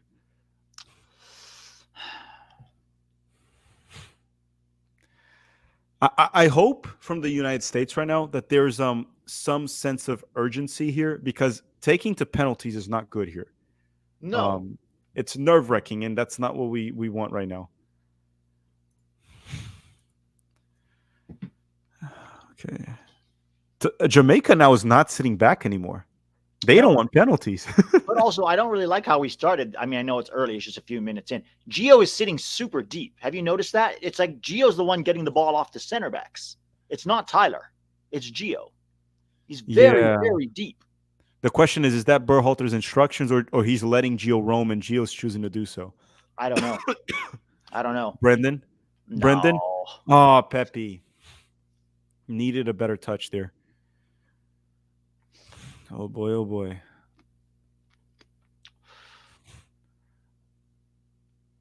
Pepe, try to win this. Dude, I'm still trying to just like digest that goal, because I was almost like already getting ready to accept elimination, which I didn't believe it was possible before the game. Michael, Johnny on for Adams, not build up for these minutes. I don't think we have another sub, do we? No, we made 4 only. Oh no, Brendan was the 5th. You're right. Yeah, we don't have another sub. There are no more subs. Dude, Tyler has been fine. Like, he hasn't been an issue. My only concern is his health. Well, here's my concern about having Tyler on the field. Then Gio has to drop back to get the ball because Tyler can't distribute. If it was Johnny, then Gio could stay higher up the field. True. That is true. Like, why do you think Gio's dropping back to get the ball off the center backs and not Tyler? Because it won't get to him if he stays high up. The game Schizo saying my wife from Haiti is getting in touch with friends in Haiti to do some voodoo and get Greg to be fired. She did some quick magic 2 minutes before Jamaica's own goal. I don't know if I believe you about the quick magic 2 minutes. If that's the case, and she can do that, why haven't you gotten her to get Greg fired a long time ago? Why put us through all of this? But thank you for the super chat. Thank you. Oh, what a ball from Gio. Oh, what a ball. McKennie across. Oh. Oh, man. Man, I still stand by what I said. I think McKennie as a right back is such a waste. I do. It's okay in an emergency, but this was an unnecessary emergency. He's too good to be a right back, man. He also can score goals if he's crashing the box, and he can create. We've seen that with Juve. Pulisic, Aronson, no. Extra sub and extra time. You get an extra sub and extra time? Is that true? Is that an actual rule now? Because it wasn't like that in the past.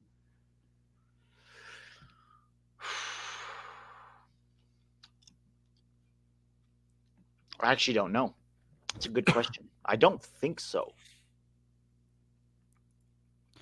Thiago Martin saying, I was preparing to go to the post game and I found out the United States scored. Can you explain to me how was the goal? By the way, Pete, they are waiting in your channel. Yeah, we're going to go to 11 Yanks, everyone, right after and digest everything that happened in this game and try not to vomit at the same time. What happened, Thiago, was a corner kick in the last second of the game. The cross goes in. Miles Robinson gets a little flick on the ball, and then the Jamaican player heads it against his own goal. So Johnny's coming in for so we do have an extra Tyler. Yeah, who's Johnny coming on for? It might be Tyler because of his minutes, dude. It might be Tyler. Who knows? It might be Tyler Adams. Christian Pulisic with the ball. Oh, Pulisic. Did he?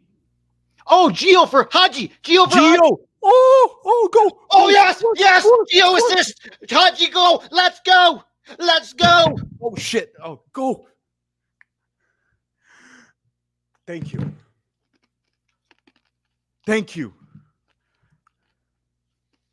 Gio to Haji. Gio rescued us, guys. Gio and Haji.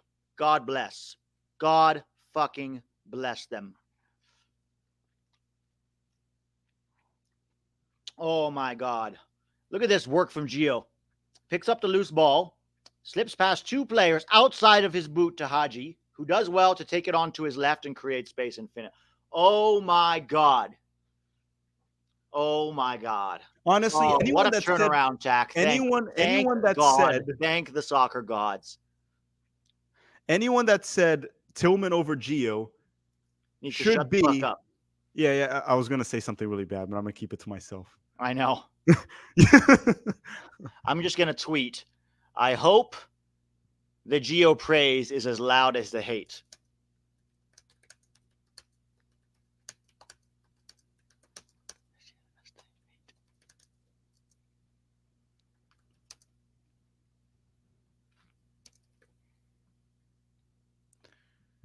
Gio Reyna changed the game. Completely. Giovanni Reyna, guys, once again, reminding us that whatever's happening with his club, he's probably still our most creative player. The man, think about it this way. The man has 7 goal contributions in his last 350 minutes for the USMNT. 7 goal contributions in his last 350 minutes for the USMNT.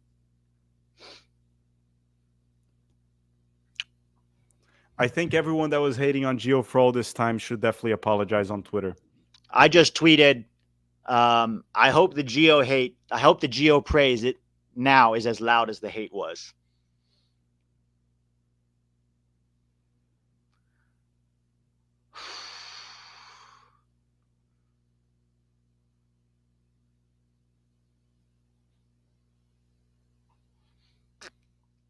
Oh my God. Hey, Greg Berhalter, who would have thought that Gio would save your ass? I know, Giovanni Reyna saving his ass. Greg Berhalter redefining bare minimum. Oh, he's going as bare minimum as it gets right here. He's like literally scrapping for like trying to get like the barest of the barest minimum possible. We thought in the past he was doing the bare minimum. That wasn't the bare minimum. This is the bare minimum. This is the bare fucking minimum against a terrible Jamaica team. Mr. Bare Minimum strikes again.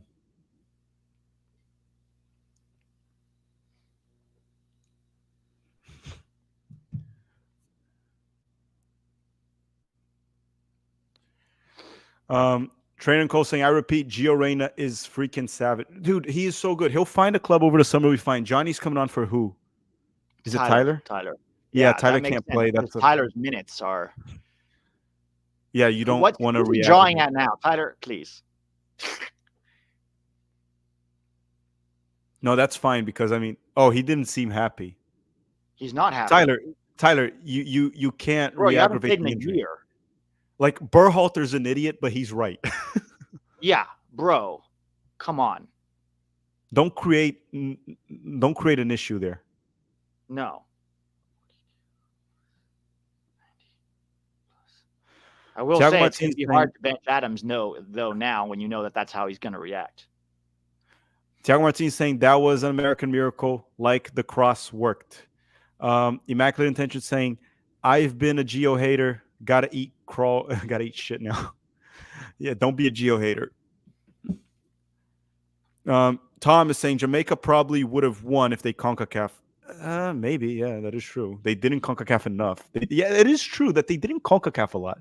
They really didn't. I thought there would be more CONCACAFing from them. Yeah, they were very respectful, yeah. Maybe it's because they have an Icelandic coach who's not as... Yeah, he's not tolerating that shit. He's like, nah, man, we're winning by in the game or we're losing. We're not doing that shit here. Semper G7 saying not a player in the U.S. men's national team roster that can pass, not even Pulisic, only Gio. Oh, Gio Reyna. By far, man of the match, in my opinion. Oh, yeah. He changed his game. Yeah, what Tyler did to Greg was kind of shitty, man, because he knows Greg is taking him out because of the injury. Yeah, even Tyler himself said 45 minutes. He's already played 45 minutes. Yeah, it's like it's kind of shitty to do this right in public, right? Could have even told Greg, like, no, I'm feeling good after, but like, you don't do that in the middle of the game. No. Like, I wouldn't even before Gio, like, confronting Greg right there if it was like an injury situation like that. Right. Thiago Martins saying, you got 1,100 likes, Tac. Time for some Portuguese. I can some Portuguese. If Pete wants me to do Portuguese, I'll do Portuguese. So you guys leave it to Pete. He's in charge of that. Zach said Roldan would have won this game in regular time with a hat trick. Oh my God, I forgot Roldan existed. Thank you, Zach, for the super chat. David, kind of sus. Jamaica open up. Should have kept in the bunker. Well, maybe he doesn't want to go to penalty kicks. He felt like he could have gotten a goal at the U.S. He felt the U.S. was vulnerable. I don't think it's suspicious. Hugo Lopez saying, y'all have no idea how hard I am right now. Well, okay. Okay. Jeff is saying, I have feelings for Gio and Tac. Thank you, Jeff. And you also have feelings for Pete. I've seen it. But you're not getting away with this one, Pete. I'm okay. You keep all those feelings for Tac, Jeff. No, he likes you too. I am totally okay with you giving them to just Tac. Kenneth, oh my God, I cannot tell you how relieved I am right now, dude. I thought we were eliminated. Like 15 minutes ago, I thought we were out. 15 minutes ago, I thought we were out. Oh my God, we were literally 15 minutes. Oh, hey, Rob. No, it's Brendan. Oh, it's Brendan. Good ball. Decent ball, yeah. And then Kenneth is saying, I love Pulisic. Don't watch him play much, but when I do, he's always on the ground. Why is he playing so soft? It's honestly getting annoying. Yeah, I don't know. Like, Pulisic performed for us in the World Cup, to his credit. But for the U.S., he's allowed a bad game every now and then. Yeah, for Pulisic with the U.S., it kind of seems like it's like 8 or 800. He either drops like stinkers or he just freaking takes over the game for us. There's no like, usually he's not average. It's like really bad, soft, falling, whiny, or he freaking has like a brace. That's usually Pulisic for the U.S. From what I'm getting the past like 3 years or so, it's 8 or 800. Joe Them is saying that 2-1 prediction is looking good now. Who had a 2-1 prediction? You. Well, no, I said 2-0. I said JD said 2-1 for the U.S. Who did? JD? JD said 2-1 for the U.S. Oh, JD must be suffering. He was so close. Yeah. He was so close to like letting us have it for sure. Pulisic, good cross, cleared. Okay, we need to make sure not to concede because there's still a lot of time left to play though. No, and Jamaica will start attacking a lot very soon. They're going into desperation mode. I know. And we have to be very careful because if we concede, it goes to penalties and then anything can happen. Yep. Holy cow, 325. Still Berhalter out. I don't care. This talent looks average.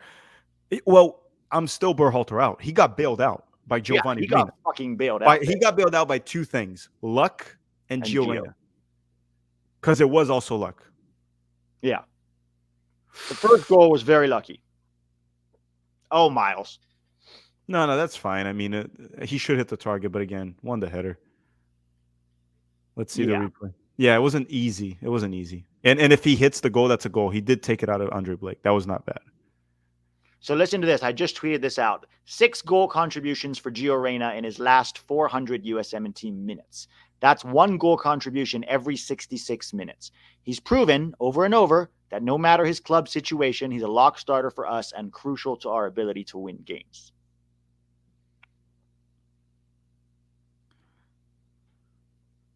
Oh, boy.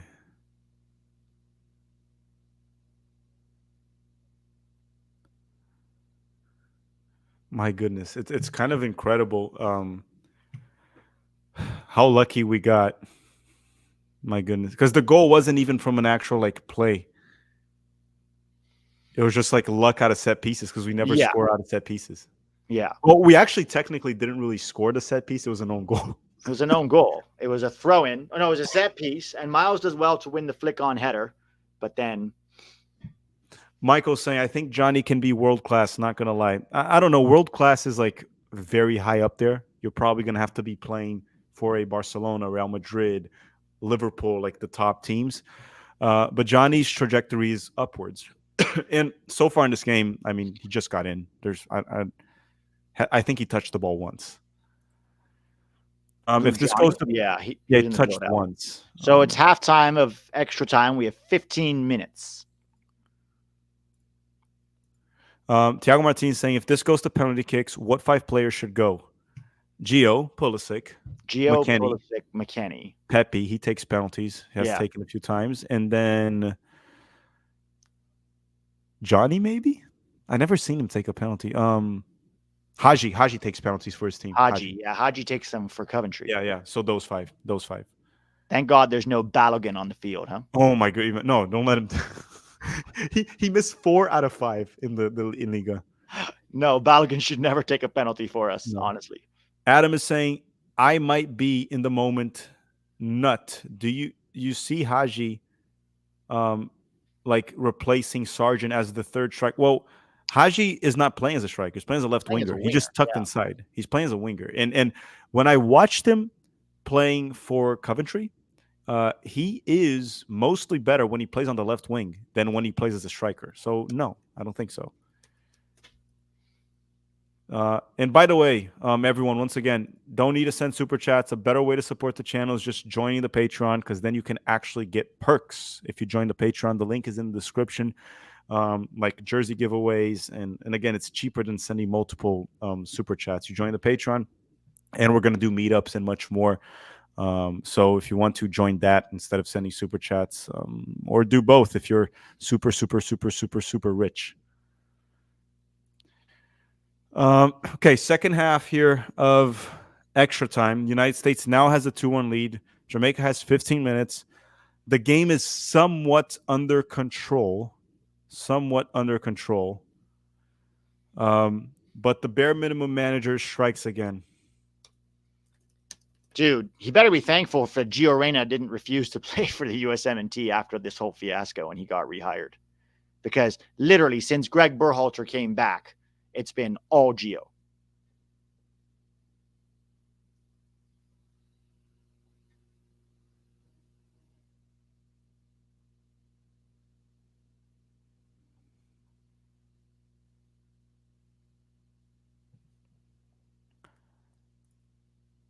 Turtle, F you, tack, take my. Thank you for the support.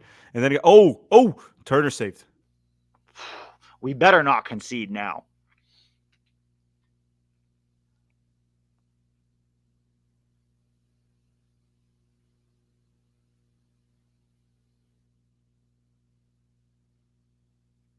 My God. And thank you very much, Turtle. Whatever your name is, because I know it's not Turtle, I'm assuming. Immaculate intentions, Haji over Weah going forward. Debatable. I mean, good finish and goal by Haji, but that's debatable. Too early. Weah was pretty good. Yeah, I don't think Weah was terrible for us, and Weah has scored in the World Cup. Well, so did Haji accidentally. Yeah. I mean, it's a good option here in the sense of you can have Haji on the left wing and move Pulisic to the right wing, which is where he's playing for Milan. and that is an option. It's good to have that option. Jason Kevin said, a depth piece having Haji on the wing. Jason's asking Gio Reyna's ceiling. It's a tough one, right? Because of the moment he lives with his club, it becomes very hard. Like if you go a while back, we would say Gio Reyna's ceiling would be to be a world-class player. But the way things are going, it doesn't seem like that. But it seems like he could very much easily be a starter for a Champions League team, for a Milan in the future, for maybe like a Dortmund, for example, even though I don't think he's going to be there. Maybe like a Real Sociedad that usually stays top 4 in La Liga. That's looking like his ceiling. Now, he can quickly change the trajectory of his career just by adjusting or fixing his club situation. But because of the current club situation, our judgment gets a bit clouded with that. But I think he's an extremely talented player, and I still think the ceiling is very high. The reason he doesn't play more is the defending. I think, especially if you're like with a team that wants you to defend a lot, that's just not his strength. And he is going to have to work on that to play at the highest level. Lendon, and you talk about this. He doesn't start for Nottingham Forest right now. I think Gio is good enough to start for Nottingham Forest, but you got to take into consideration the circumstances that they play. Like Morgan Gibbs White does a lot of dirty work, and this is a team that has to. Oh, cleared by Gio. This is a team that has to grind out results. Like Nottingham Forest, not a team that's like dominating the opposition and playing it. They have to do a lot of defending. So Gio's not naturally not going to play much for them. No. He's like playing less for them than he played for Dortmund. Is Nottingham Forest better than Dortmund? No. He's literally playing less for them than he played for Dortmund. Jamaica's starting to press us a little bit, man. They're not quitting. We need to be very careful and not get too relaxed just because we're winning. This could easily, they can score, and then it goes to penalties. We need to be very careful. Steven Agishi saying Miles Robinson is a professional. Think about that. I mean, I think he's good enough to be a professional soccer player. Yeah. So I don't know where you're going with that. I mean, I think he is good enough to be a professional soccer player. I just don't think that he is good enough to be in the national team for what the U.S. has nowadays. And honestly, like we said before, I thought Miles was going to be okay against Jamaica, and he wasn't horrible against Jamaica for the most part. He had a few shaky moments, which we talked about. When you're playing Brazil, you get punished. All right, when like that moment he got torched by the Jamaican player, if it's Vinicius Jr., that's probably Oh my god, Gio just set up another one for Haji. That's 2 assists for Gio. 2 assists. 2 assists for Gio, that's 2 goals for Haji. Gio assist brace.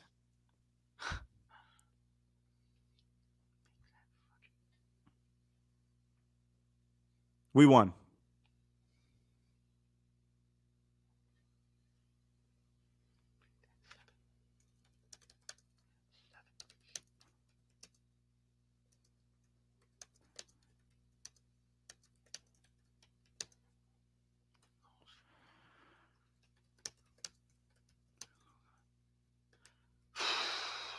Haji almost messed it up.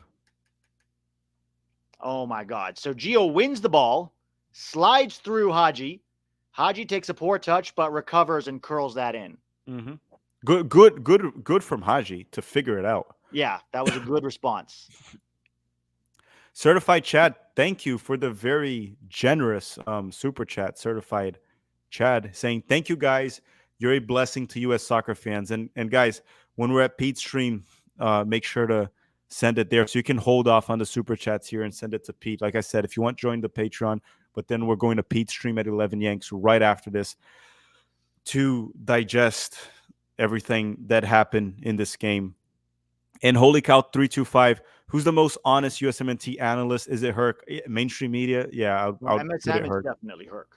It's definitely Herc. I think the most dishonest is Lala's, but Lala's has passion just with... Well, the most dishonest is probably Matt Doyle. Yeah. More than Lala's, for sure. Lala's is probably the most clout-chasing one. That's probably what it is. Yeah. Which is a lot of the times dishonest. But I think the most dishonest one is Doyle. It's just hyping who employs him. And Jamaica here. Gio's a beast. Thank you very much, Danny Boy Morales, Adam Wilton, Haji, the new pirate. No, man, I know this is a Caribbean island, but this is a much better team than Grenada and St. Kitts and Nevis. Joey saying Gio and Haji looking like Shaq and Kobe today. Jeff Carey, easy. Thank you very much for the super chats, everyone. And thank you very much once again, Certified Chat. And Pete, now that the game is sort of over, if you want to go whenever to get ready for the 11 Yank stream, you can too. Whenever you need to get ready. I'll do that. All right, guys. I'll see you at the post game. We have a lot to celebrate, but we also have a lot to talk about.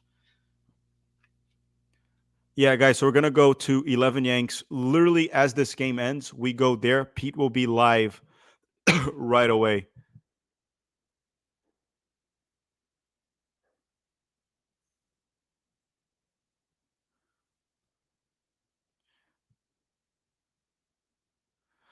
Man, that was a roller coaster of emotions, this game, man.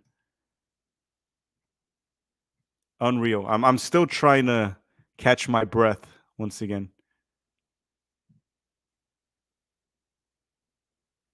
Richards all the way back to Matt Turner. Now we got 9 minutes to go.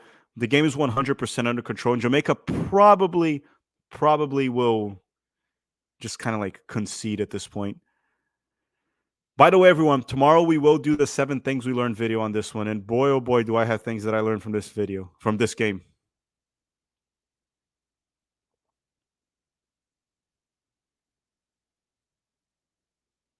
Man at the match. Would you guys give it to Haji or Gio?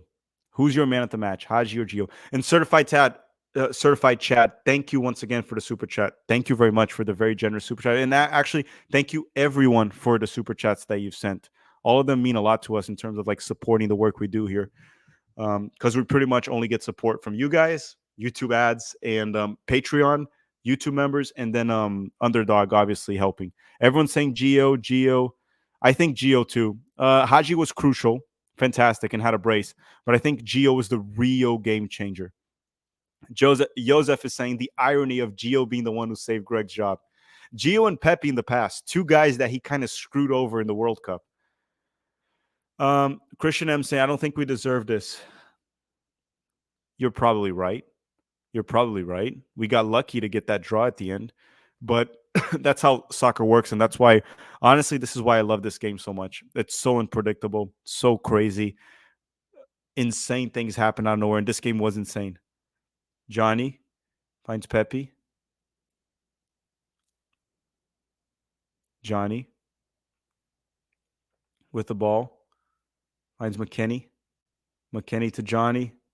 Johnny gets pushed, still has the ball, and loses it. And Jamaica gets the ball and tries to hit the United States in transition. And Thiago Martinez saying, I believe the whole Jamaica must be very angry right now. They might be disappointed that they conceded very late in the game on accident.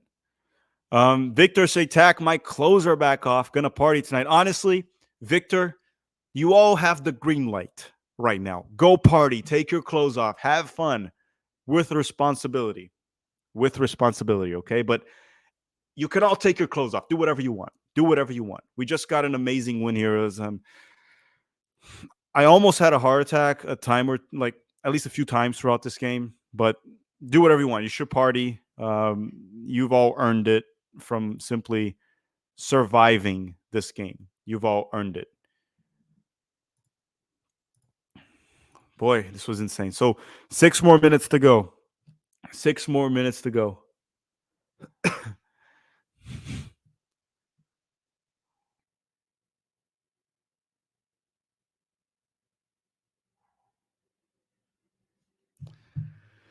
Okay. United States is going to the final. We're going to the final once again, despite Greg Berhalter. Despite Greg Berhalter.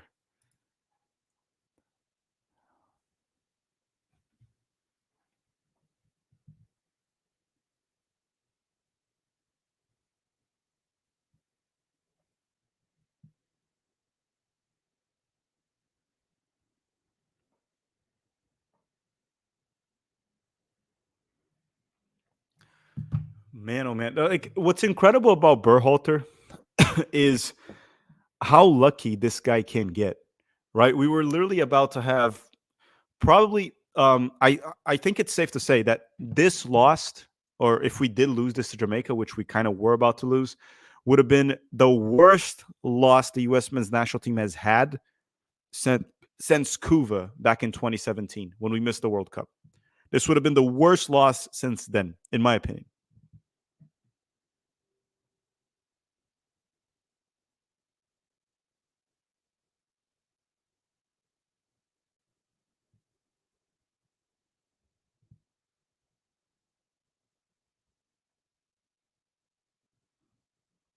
I think it's fair to say that.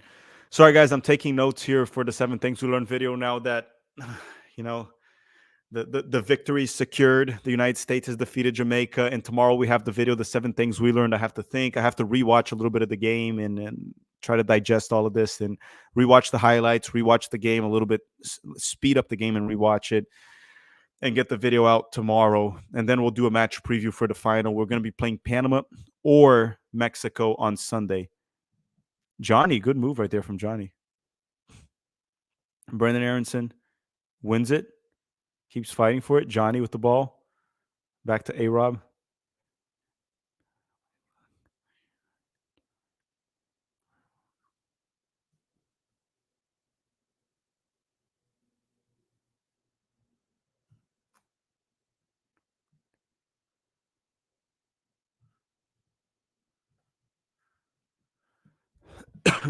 Dude, I'm listening. I have my earphones on. I'm listening to the commentary on CBS.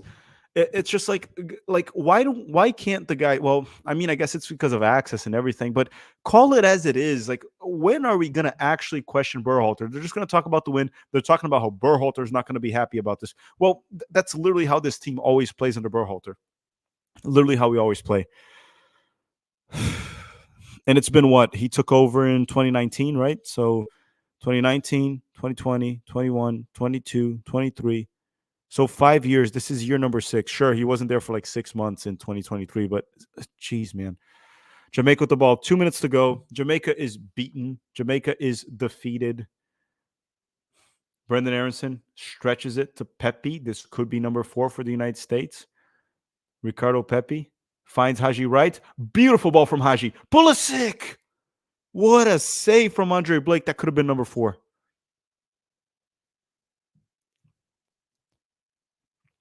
I lost my underdog fantasy picks because for my underdog fantasy picks, I had Pulisic and so I had Gio Reyna getting a goal contribution. He did, or scoring.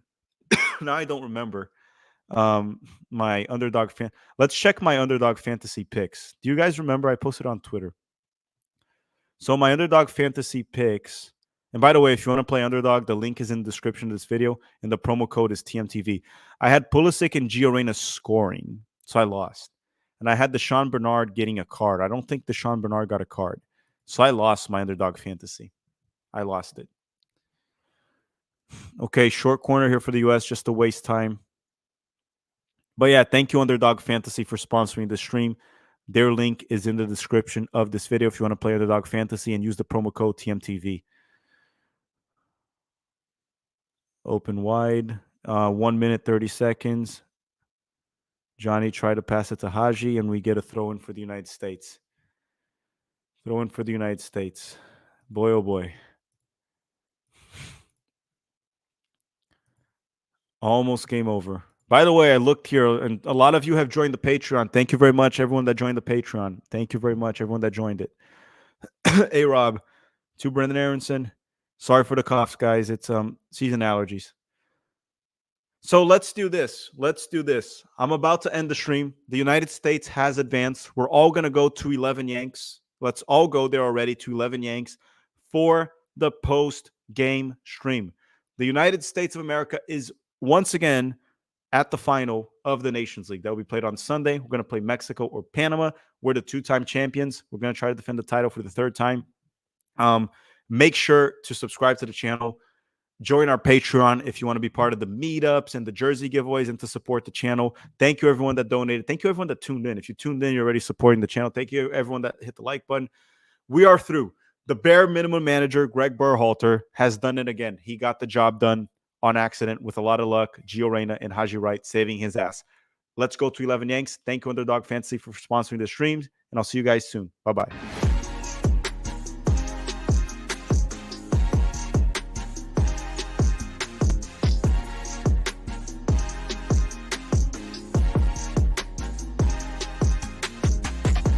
And thank you, Underdog Fantasy, for sponsoring Tactical Manager TV. Underdog Fantasy is a fun game to play prior to any soccer match, or basketball, or football as well, but we don't talk about those two in Tactical Manager TV. Sometimes basketball during live watch-alongs. I have been playing Underdog Fantasy for over a year now. You can download the app by using the link on the description of this video, and you can also use the promo code TMTV. And Underdog will be matching your first deposit for up to $100. And in the process, you'll be helping the channel avoid bankruptcy. The game I mainly play is called Pick'em. You just click on it, scroll to the soccer section, and pick a player for a specific match and select the stats that you believe will be lower or higher. It's very easy to play, but be smart about your picks because it's not easy to win. I'll be playing some Underdog Fantasy during some match live streams or match live watch-alongs, so stay tuned for that, as I will be forced to cheer for a player or root against him. Now, I am a professional hater, so I'll probably be rooting for the player's downfall. Once again, don't forget to use the promo code TMTV and use the link on the description of this video. Thank you, Underdog Fantasy, for sponsoring the channel.